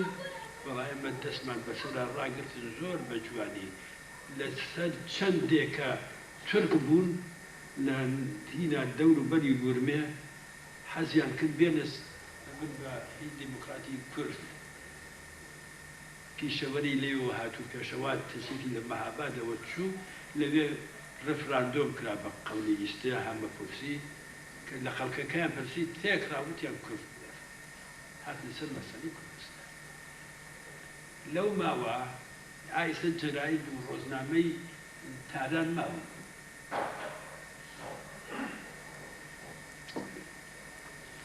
لە تارانی پایتەختی شاهنشاهی ڕۆژ نەبوو خەڵک نەکوژێ دزی نەکرێ تاڵان نەکرێ هەتا شەخصیەتی وەکو سەید ئەحمەدی کسرەوی قازیەکی گەورە لە وەزارەتی دادگستریە کوژرا ئێمە ئەتوانم بەڵێم ئەو 3-4 ساڵە تاکو لە نەیرو هاتوۆ 5 ساڵ کوردستانی بکوریان تقریبەن ئازاد بووە ئیستقلالیشی بوو لەو ماوە یەک نەفەر کوژرا هەمیش غەرەزی شەخصی وای لێهات ئەسەن دزی بوو بە عیب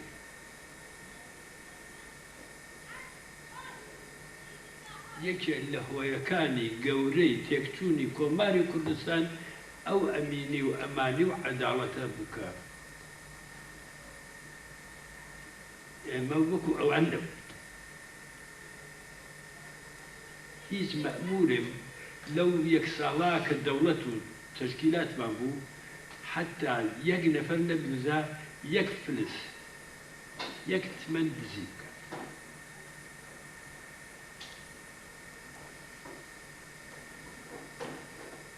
گومرێک مەسەلەن کابرایەکی بانەی پەسەکی بەدبوو بۆ ورمێ لە کەلیخان حزبی دموکرات وەرەقەی پێدا بوو پێشتمەنی لەسەدا لە ورمێ کابرایەکی شکات بە زۆر سێتمەنی لێسێناڵە وەرەقەم وێش بۆیە نووسیە کە هەر لە مەهاباش کاتی کرد پێشەوان ناردی ئەو یەک نەفەریان نەهێنا لە جێی سێتمەنەکە سیتمەن جەریمەیان کرد دانو بە کابرای بانەی وتیان بەڵام لە سلێمانی و تاکو لێ هەولێر ئیستا 15 مەحەتە یەک خەڵکە گەڕێ و پاراز 15 گوندێکمان لەسەر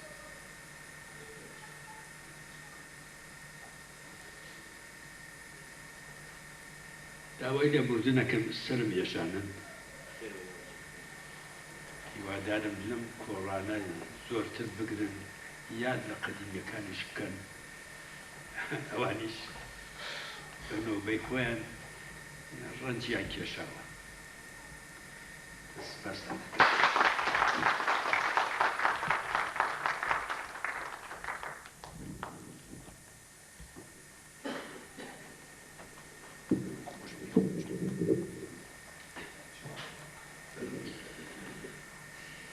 زۆر سپاسی مامەقالەکەین بۆ ئەو ڕوونکردنەوە و یادگار خۆشانەی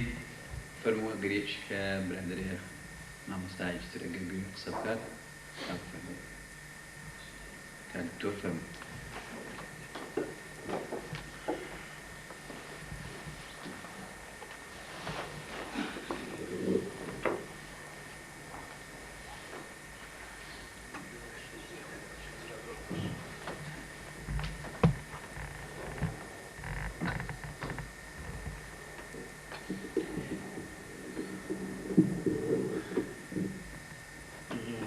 برایانی بەڕێز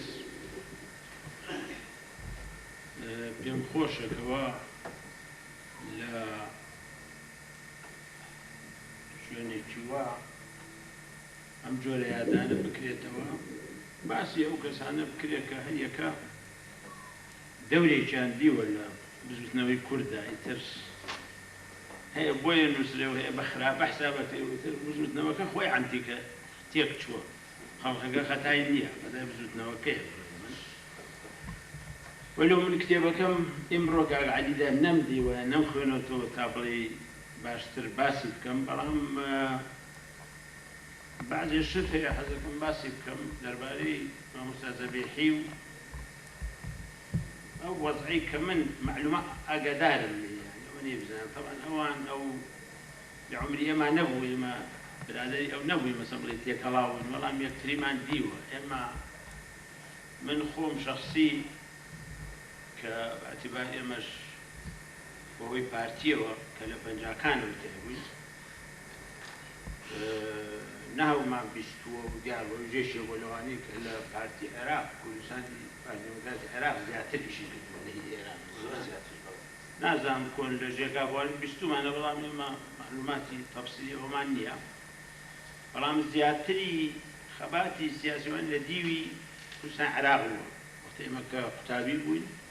ناوانە بیست و ناسیاوی من لە ساڵی پەنجاکان بوو کە لە بەغا بووین ئێمە وەختە قوتابی بووین لە کۆلێژی پزیشکی دکتۆری لە بەغا طبعا ئەندامی پارتی بووین و ڕزووی لوژنەی مەحەلی بەغا بووین و ئیشمان زۆرە کرد نەشیط و ئەو وەختە پارتی هەبوو شیوعی هەبوو ئەو زەمانە اینجا ئێمە حەلقاتی سەقافیمان هەبوو یعنی ئەوانەی کە بڵێن کەوادری پارتی بووین کۆبوونەوەمان هەبوو بۆ تەسقیف و شت فێرکردن و ئەوانە جا مامۆستا زەبیحی مەسئولی ئەو ئەها طبعا مشتی بۆ شەرحەکردین مەسائلی ناسیۆنالیزم و کۆمونیزم و مارکسیەت و کەوا یەک دژی یەک نییە و شەرت نییە ئینسان ئەگەر شووعی بۆی تر ناسیۆنیزم نەبێ و ڕەبط هەیە لە بەینیانە و بیرمیە ئەو شتانە کتێبی ستالینی ئەلدەولە وەرثەوڕە و چی وەختەش لە ئەغڵبمان حتا کە پارتیش بووین تەسقیفەکەمان هەر ئەو کتێبانە بوو هەمووی مارکسیەت و شتی وا بووین تەقریبا کە ستالین مرد ملە سلێمانی بووین تا پارتی لە بەقر لە شیوعی زیاتر تەعزیان وەدەنا وا بوو بۆ زەمانە شەڕ بوو لەسەرەوەی کێ مارکسیترە و کێ مارکسیتی و بەڵام ئەوەنەی من بیرم بێت بەڕاستی دیار بوو بۆ قسەکانی ئەو شتانە بێجگە لە ناحیە ئەدەبی لە ناحیە سیاسیەوە معلوماتێکی زۆر زۆری هەبوو خوێنەوار زۆر خوێنەوار بوو تەمان و پشتی زۆر شەرحەکرد لەو بارانەوە و لە شەرحەکانیشا زیاتر یەک شتی تەرکیزەکرد بیرم دێتەوە من کە بەڵێ حیزبی شیوعی کە ئەڵێ مەسەلەن ئاخر ئەو وەختە حیزبی شیوعی زۆر هین بوون تەسکبیر بوون وایان تەسەوەرەکە کە بەسەیتر کە شیوعی نابێ باسی کوردایەتی و کورد و کوردی ئەو مەشاکلەمان هەبوو لەگەڵ حیزبی شیوعی بەڵام ئەوان زۆرتر بوون لە ئێمە شیوعیەکان لە پەنجاکان زۆر لە پارتی زۆرتر بوون لەبەرەوە ئێمەش جاری وا هەبوو مناقەشە و هەراهوریامان لەگەڵ شیوعیەکان ئێمەش بە مارکسیەت جوابمانەدان و فێریە بووین هیچ ئێمە نەبوو بەڵام وا بوو وای لێهاتێ مزایدە و شت لەولێ بوو جا ئەو بەعزێ جار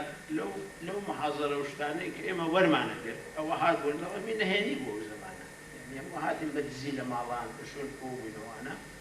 ئەو مختەفی بوون یعنی ئەو مختەفی بوو بەس ئێمە تەلەبە بووین ئیمانە کرد بۆی شەرحەکردین کە ناسیۆنالیزم دژی مەسەلەی شووعیەوە ئەگەر شووعیەتیش ئەبێ ناسیۆنالیستیابێ و ئەساسە و وایوانی کە دژی یەک نین یعنی ئەو شتانەوە لەسەر ئەوە ئێمە چەند ساڵێک یعنی ئەو پەیوەندیەمان هەبوو لەو بارەیەوە لە پاشەوە کە ئێمە بەڕاستی چووینەوە شاخ لە تەواو بوو کولیەمان تەواو کرد و چووینە سلێمانی و چووینە شاخ و تر لە 62 نهایەت 62ەوە نەمدیوەتەوە من طبعا یعنی یەکتریمان نەدیوەتەوە تا وەختە بەس لەو بەرەوە معلوماتیمانە بیست کە دژی بوو چونکە بەزمی جەلالی مەلای پیا و فەقیرەوەیش بوو بە تەرەف هەموو کورد بوون بە تەرەف و هەموو بوون بە دژیەک و سەینەوەیشی لەسەر هیچ دیگە پێی وردی کەیتەوە ئەو هەموو تیامە یەکتریان کردووە هیچی ئەساسی جوانی بڕقی لێ وەکو ئێستا کە ئەیبینەوە ئیتر ئەو کەوتە بەر هجوومێکی زۆر توندی ئەملا شخصی مەلا مستەفا بالذات حتى بيرميتو زور جال ليه علماء علماء يعني كأنه الآن عشائري كردة وشتانا توزي خلق بو بشكيري بارحال زور تجيبو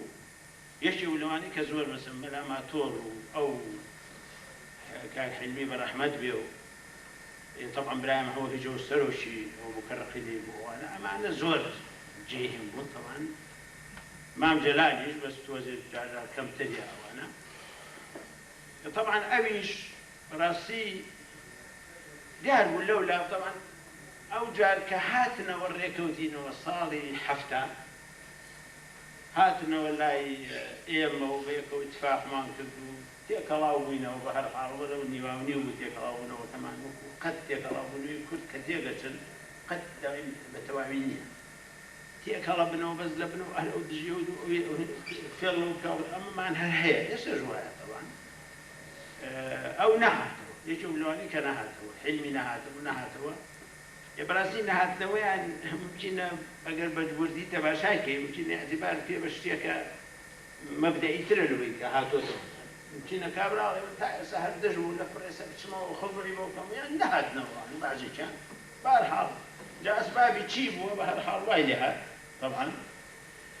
لبنوا زور تجيبون لو بالي ودجايتي زور هم بنام بدي أو كون تاريخ وجيكافو هرهم ويلاي أو قسمي كدجي مسراو عادتي إما وايا كدجي يلبي تلكون كم يسر خدي شبيعني يكسر صد خباتي كلمة لقيت يكتوي حتى كنت أعوى بيعني ويكاب الجسر ليش نكسر أول شيء لا قاموسي سياسي أنا به بالنبي اللي يفتح لأن أو كردا إيش كردو 50 سال باب لم لا خراوي الواش وش باسكو مثلا توازن يجيب مثلا شي كردو فقيدة دوالي طبعا لا حفتها كان لا يمنوا أو والأخير شاكر هينجبو يعني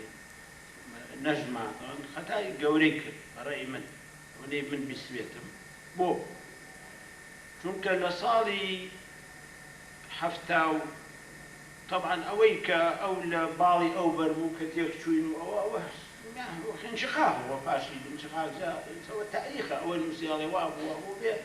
هینی بۆ بکرێت لای خەتای چێ و خەتای چێ نەبوو خەتای هەردوو لاوە طبعا هیچ شتێ خەتای یەک لا نییە و ئەوە تەقیمە ئەوی یەکێکەوە ئەوانەی کە ئەو شتانیان کردووە فەرقی نییە طبعا لە پاشە بەلای منەوە ئەوی من ڕێی خۆم شخصی وەلو معلوماتی زۆر دقیقم نەبوو لە باشای ساڵات وانە یەکێک لە ممکنە غەڵەتەکانی کە زەرەری لێکرد بێ خۆی بزدا زیاتر ئەوە بوو کە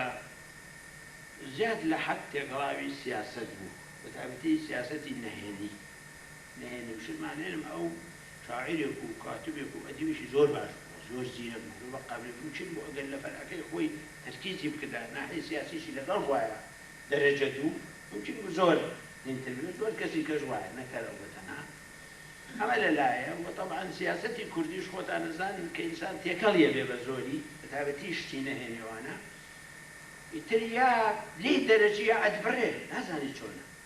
وبێتە مەسەلەکە بێتەوە غەڵەتێ بکەی شتێ بکەی دوو کەس دژ بێ ئەو دژەوە مەشاکلێکی زۆرە بۆ دروست دووەمین شتی کە زۆر بەلای منەوە زۆر زیرەک بوو سەیرەکە کردوتی بەلای منەوە ئەویش ئەوە بوو کە ئەو لە ساڵی 75 و 74 کە گیرا لە بەغا و بەو هەموو ڕەزالەتە بەردرا قەریب و ئێدامی کەراخن چۆن لە 79 چووە بەلای بەغا و هاتوو توێنی بەغا و ئێران و شێع عیزەدین و بڕۆ بۆ مەکتەبی شێع عیزەدین بڕۆ لە بەغاوە شت بێنە و ئەوە شتێکی سەیر بوو ئینسانیش وا زیرەک نابێت شتی وا بکات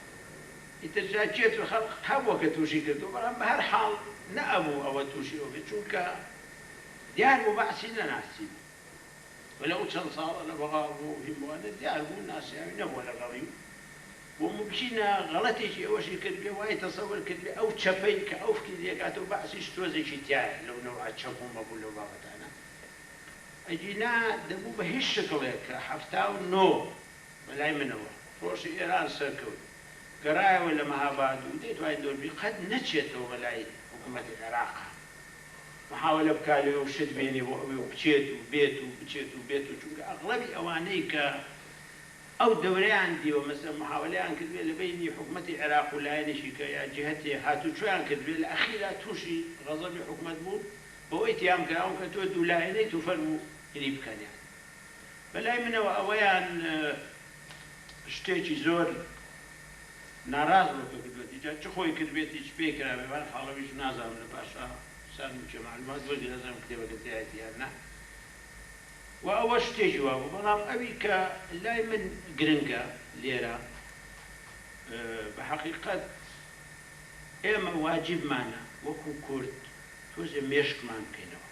جۆرانە دوای هیچ شتێ نەکەین یعنی مەسەلا من پارتی ئەو یەکێتیە ئەو کۆژووی بوو بۆچی هەرچی حیزبەکەم وتە قورئانی و دوو مەسئول هەرچیەکی وتە منیش وەکوی نەبێڵێ بۆیە یعنی تۆزێ مێشکمان بکەینەوە فکرێ بکەینەوە تەقیمی کۆن کە ئەکەین لێکی بینەوە خۆمانی مێشکت هەیە تۆش مێشکت هەیە و زەلامەکەی مەسئولی تۆش ئەویش مێشکی هەیە بۆچی تۆ ئەو هەرچی وت ڕەشە بەڵێ ڕەشە سپێسوی ئەمە نابێت ئەگەر وا بێت تاریخەکەمان هەمووی نیوەی خراپە نیوەی ئەو لا نیوەی پێ خراپە ئەم لاش نیوەی پێ خراپە کۆی کە دوێت هەرش خراپ دەنیش لەبەرەوە بەلای منەوە پێویستە بیر بکەینەوە چیەکێک وەکو مامۆستا زەبیحی هەر کەسێکی کە ئێمە یادەکەینەوە ئەو شتانەی کە کردوەتی و دەوری تیاوەوە هەمومان ئەترافی ئەەکەین کە کوردی یەک وەهم بەیەکەوە باسی بکەین ئەڵە توشتیشی کە کردووە توش بووە تێی نەگەیوە نەیزانیوە خۆی کردو ئەویش باس بکەین بۆی تەقیمەکانمان مەوزوعی بێ لە خۆمانەوە نەکەوینە سەرەوەی یەکێ بڵێن یەکسەر ئەم خراپە ئەوی تر هەمووی چاکە ئەوی تر هەمووی خراپە زۆر زۆر شتێکی باش نییە و تاسیرێکی زۆر خراپی شێبێت لە حرەکەی کوردی من میسالێک بۆ وێنمەوە کە ئەو ئاخر وشەیە و درێژی نەکەین لە ساڵی 75 شۆرشی کوردی کەوت هەرەسی هێنا طبعا بوو بە نەکسەیەک ئەو نەکسەی ئەمە ئێستاش لەو نەکسەیە عینی مەشاکلمان هەر پێیتەواو ناوێ هەر کۆوێتەوەە هاتینە سەرەوەی مەسەلەن تەقیبی بگەینە کوردی بزانین چی لێ هات بۆ وای لێ هات بۆ تێکچوو بۆ تێک نەچوو کە پێشەوەی تێکچێ بە یەکەوە بوون یەکمان گرتبەوە یەکسەر دوو تەقیبی ڕەش و سپی هاتە یەک ڕەشە هەمووی پێخراپ هەمووی لەسەرەوە تابنەوە دیوتانە ئەو زەمانە چی دەرچوە کتێبوو نەشرە و مەزم و ڕەزم 76ەکە 76 و 77 یەکسەر هەرچی مەلامسپا کردوەتی و قیادە و ئەیل و شۆش هەر هەمووی خەت قەڵەمە ڕەشەکەی پیانە هەمووی خراپە خەتەکەی ئەو بەریش طبعا کە بڵێن خەتی یەکەم با بڵێن یەکێتی زیاتر دەوتی ئەو خەتی دووەم پارتیە ئەم پارتێک ئێستا هەیە ئەویش هەمووی خەتێکی دیاریە هەردووشی ڕاست نییە تەقیم لەبەر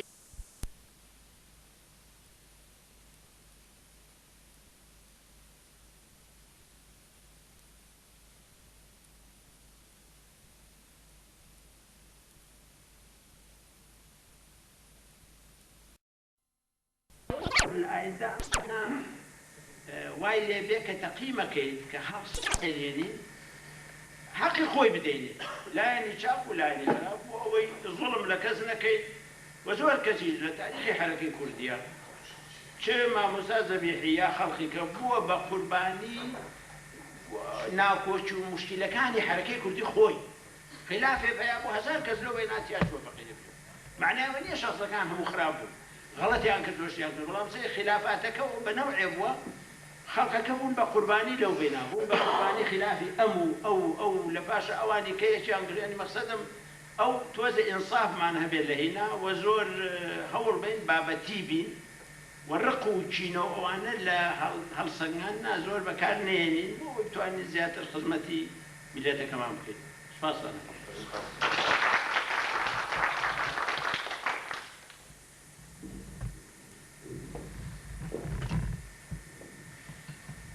Password and tour film.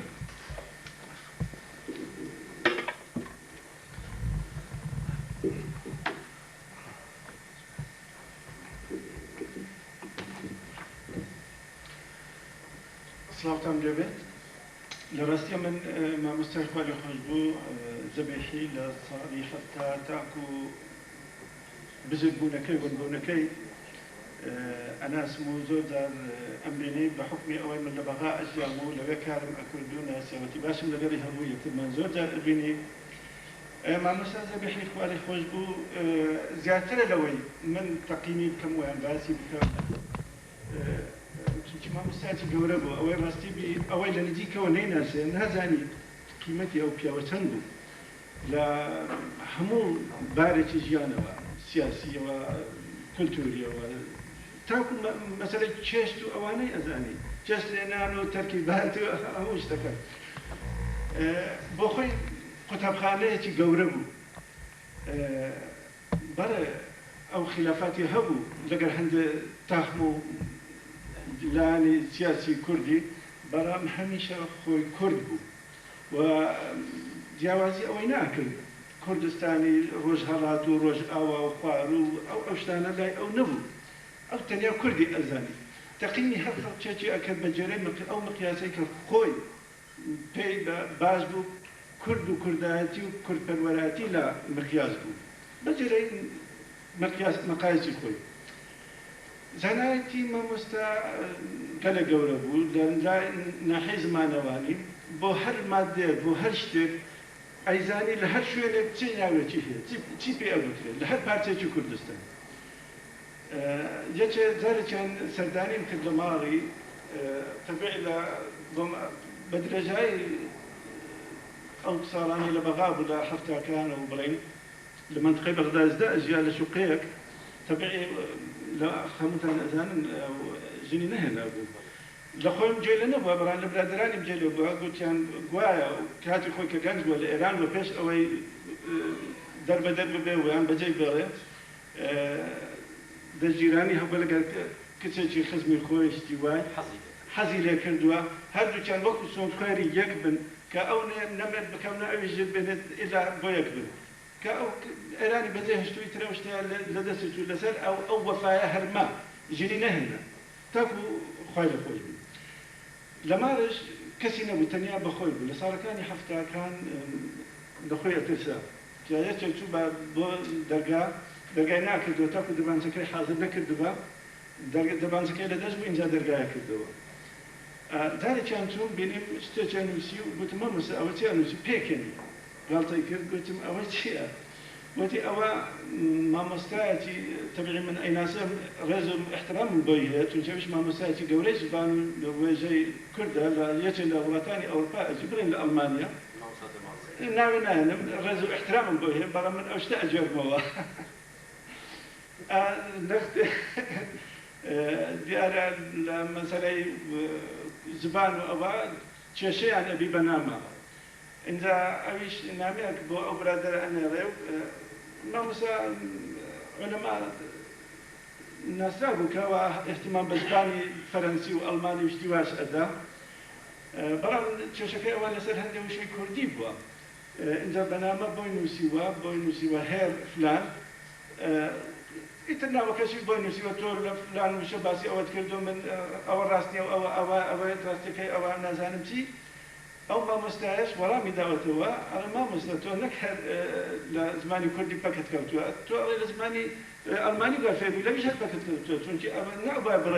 بڕێی هێر ئەبوو بێ بڕێی هێرن چونکە لە ئەڵمانی ئەگە بڕێی سەید ئەبێ بڕێی هێرن نەک بڕێی هێر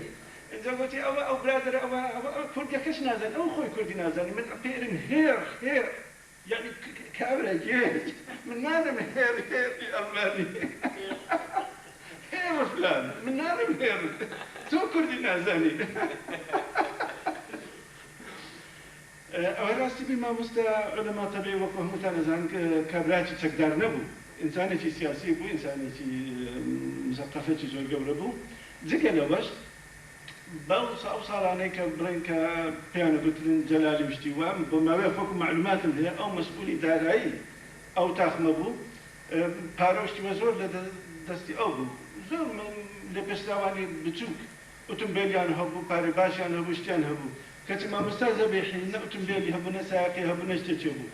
هەمیشە ئۆتۆمبیلی ئێمە پێمانە گوت نەفەرات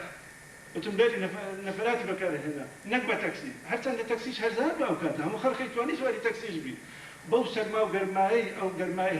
بەغام زۆر جارم بینە بەجارێک بێتە ئاو ئارەکە هەمووی کەسی سواری دەفلیسیەکە بوو پازە فلیسیەکە بوو یان ئەمانە پاس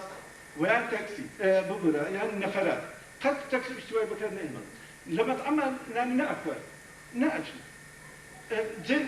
جلی ڕاز پوختەی لەبەرە کرد بەڵام هەمووی وەکوی لێرە پێڵێن سکند هاند هی لەنگە بوو جلی نوێی قات و ئیشتیوای لە مەحەلات ناکەوێت إلا دكاني هبو دكاني أواني لنجا فروش لنجا فروش نسائي بون شتي جوان ونا بيان بوهلا قد باريزور هرزا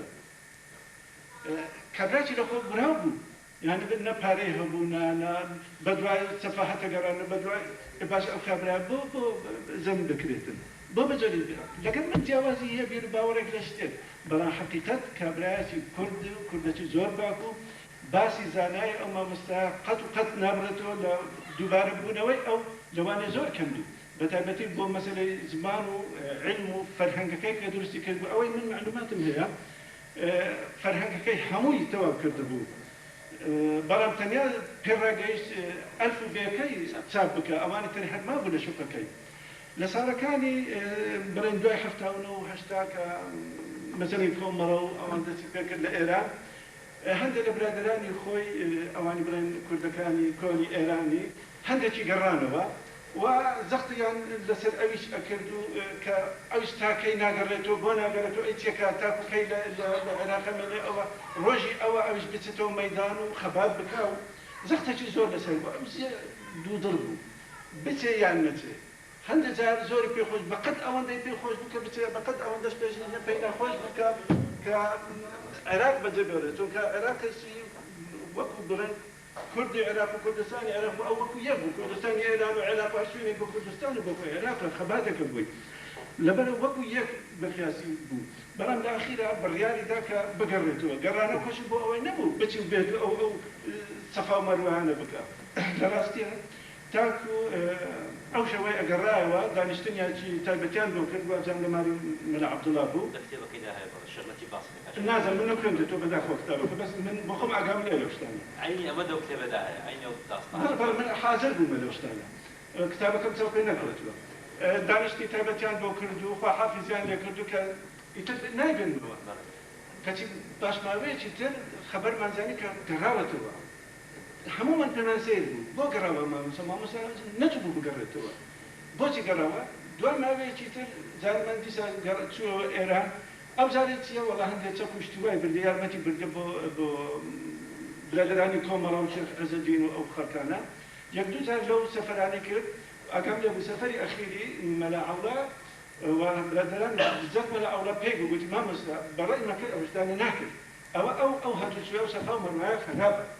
زۆر بە مەترسە تۆ لە پێشە گوتیت ئەچمەوە بێگزاری ناگەڕێیتەوە کەچی ئێستا ئەچی دێ ئەوە زۆر خەرابە بەڕێی ماکەی ئەوە باشنی ئەو سەفا و مەروای نەیکەی باشە ئیتر ڕۆیشت و دوای پاش ماوەیەک زانیمان دەنگ بێدەنگە بێ خەبەرە گەیشت نەگەیشتی بەسەر هات ون بوو تاکو ئێستاش ئەوە ڕاستی بێ زۆر تەعقیب کرا لە بەغا بزەت مەلا عەوڵا و شێخ لەتیف و ئەو برادرانەی برادری زۆر بوو بەس برادری مخلص لەو زەمانە زانن کەمە بەتایبەتی لە کاتی تەنگاوە ئەو باسی ئەوەشەکەم کە لە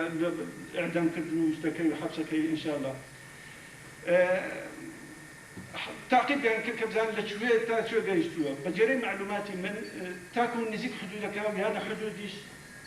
خەبەری هەبوو لە فلان شوێن دیترابوو لە فلان دێهات دیترابوو لە فلان گوند دیترابوو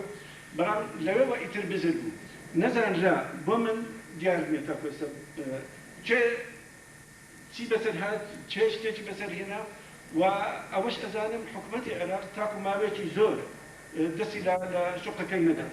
ئەتام نازانم ساڵێک بوو زیاتر بوو نازانم بەڕاستی تا ماوەیەکی زۆر شوقەکەی هەرما بوو کەلوپەلەکەی مابوو شتەکەی مابوو هەر هیوایان هەبوو برادرانیشیان بەتایبەتی مەلا عەوڵا و شێخ لەتیف کە زۆر تەعقیبیان کرد بە هیوای ئەوە بوو ڕۆژێک لە ڕۆژان لە شوێنێک دەست بکەوێت لە حکوومەتی عێراقی زۆر ئیلحاحیان کرد کە ئەو کاتە مەلا عەوڵا تەبیعی کە ئەزانن وەزیر بوو زۆر حەولی ئەدا بزانین لە حکوومەتی عێراقی ئەگەر لای ئەوانە یا شتێکی لەسەر ئەزانن شتێکی دەست نەکەوت اینجا لێرە دیار نییە بەدەست کورد چووە بەدەست حکومەت چووە بەدەست ئێران چوە بەدەست خەڵکانی تر چووە بە قەزا و قەدەر چووە ئەوە حەقیقی من لێ نازانم بۆ مەسەلەی گرتنەکەی ئەگەم لێبوو کە لە سەفەرەکەی کرد بۆ بەیروت و لەوێندەرا کە گەڕایەوە ئەکسەر گرتبوویان وا دیارە جاسوسیەت زۆر بەقووەتە پێش ئەوەی ئەو خۆی بگەڕێتەوە خەبەر لە حکومەتی عێراقی هەبوو و دەست بەسەریان کرد بزریش بوو لە ماوەی پێشان تاکە کەسی تعقیبی کرد مەلە ئەولا بوو حەقیقەت يعني أما تاريخ بقول أبي بقول خلكاني تري شبو وزيري تري كنت شبو تهم الحزب معروف هم نائب رئيس تاكو استاشو أوانش همشي أي ناس همشي يكتري أنا ناس ومرز احترامي يكتري أنا هبو بلام تنيا كابرا خمخوري بو وزور تعقيبي كله فيش نحاول إذا تنيا بزهرة ما وين ما تاكو دوال ما وين نظام سلمان جبهة تاكو جيشت أو هيك بزهرة ما ولا سجن باش أو صدامي بيني موافقتي زيارتي بوبرجلد شيخلتي فابزان سرداني كردو بيني لحبس للتوقيف وأدراء محكمة سورة والنيازي شيء الله إعدامي بكر بجريء معلوماتي كملا عولا أقداري كردينوها بوزاري دوام صدامي بيني شخصي و باش أوي بجريء سكاني خوي على إلحاحي زوري لصدام كرد تاكو قناعتي فيه هنا إعدام نكدي تبابا حكمي بدن مؤبد يدن بصال يدن بسبيل تشيلي أكن تاكو أمر باب من لسدنا كبمر بياوة اختياري قولي أو بعمر هيجي نكدو بدرجة أو هم صالانة أو هم خباتي هي يعني كبلاية واهي أو النية إعدامك هي لسات شتيتي ولا مام جلال بيني وقايت شكل مام جلال بيني نبيني يعني شتيتي أو هي أوية بتجاوز شتيتي و بالحالة تواني وعد لصدام مر بدلتين كإعدام نكدي إن زادنا محكمة سورية لسنا وقتها توصل حكمي عند المرض توصل حكمي عند باش أول مدة محكمة توابو هات دري كهات دري يكسر ماري مرا أولا خان وشي يعني بتر خان كر خان جورة شي دوريان بدنا زلامة شي بخدمة دنا من شخصيا ثم بخدمتي جيشتمو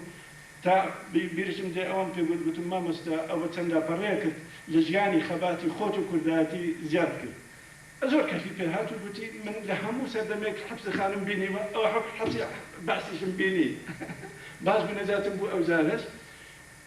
نظام بماوي مانج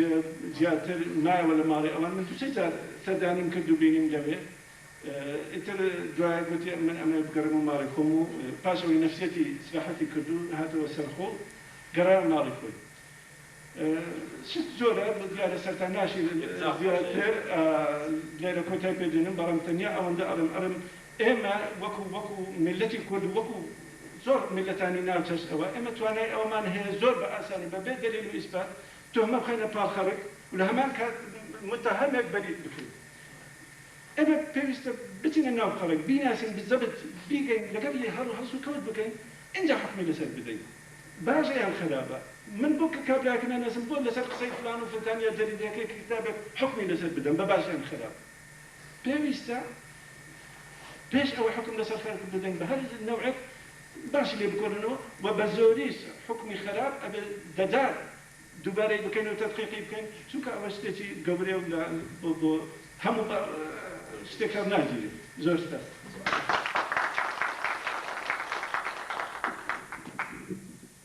زور سپاس کسی چتر زيد هيا نخير ميديا خان فرمو ومدة تشكر نقول كمان تشكرش كذا على كشي بين خوي ناوي لهنا بلان عيب لك ذلك آخر قينا أو تم مليون يه أبي زوج خيمة ديوني زور خاص لكم خان زور عزازي كشتار شان زار شو بسوي بو خاطري أو خيمة كردستاني شمو زور سپاس باشە لە کۆتایە زۆر سپاسی کاک عەلیەکەین سپاسی ئەوەشەکەین کە زەحمەتان کێشا بۆ هاتنی ئەم کۆڕا هیوادارین بتوانین دووبارەی کەینەوە کۆڕی بەو شێوەیە کە بتوانین ڕێز لە گەورە پیاوانی خۆمان بگرین زۆر سپاس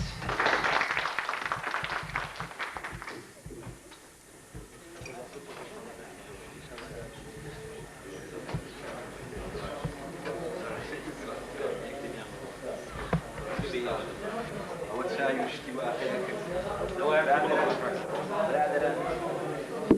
برادران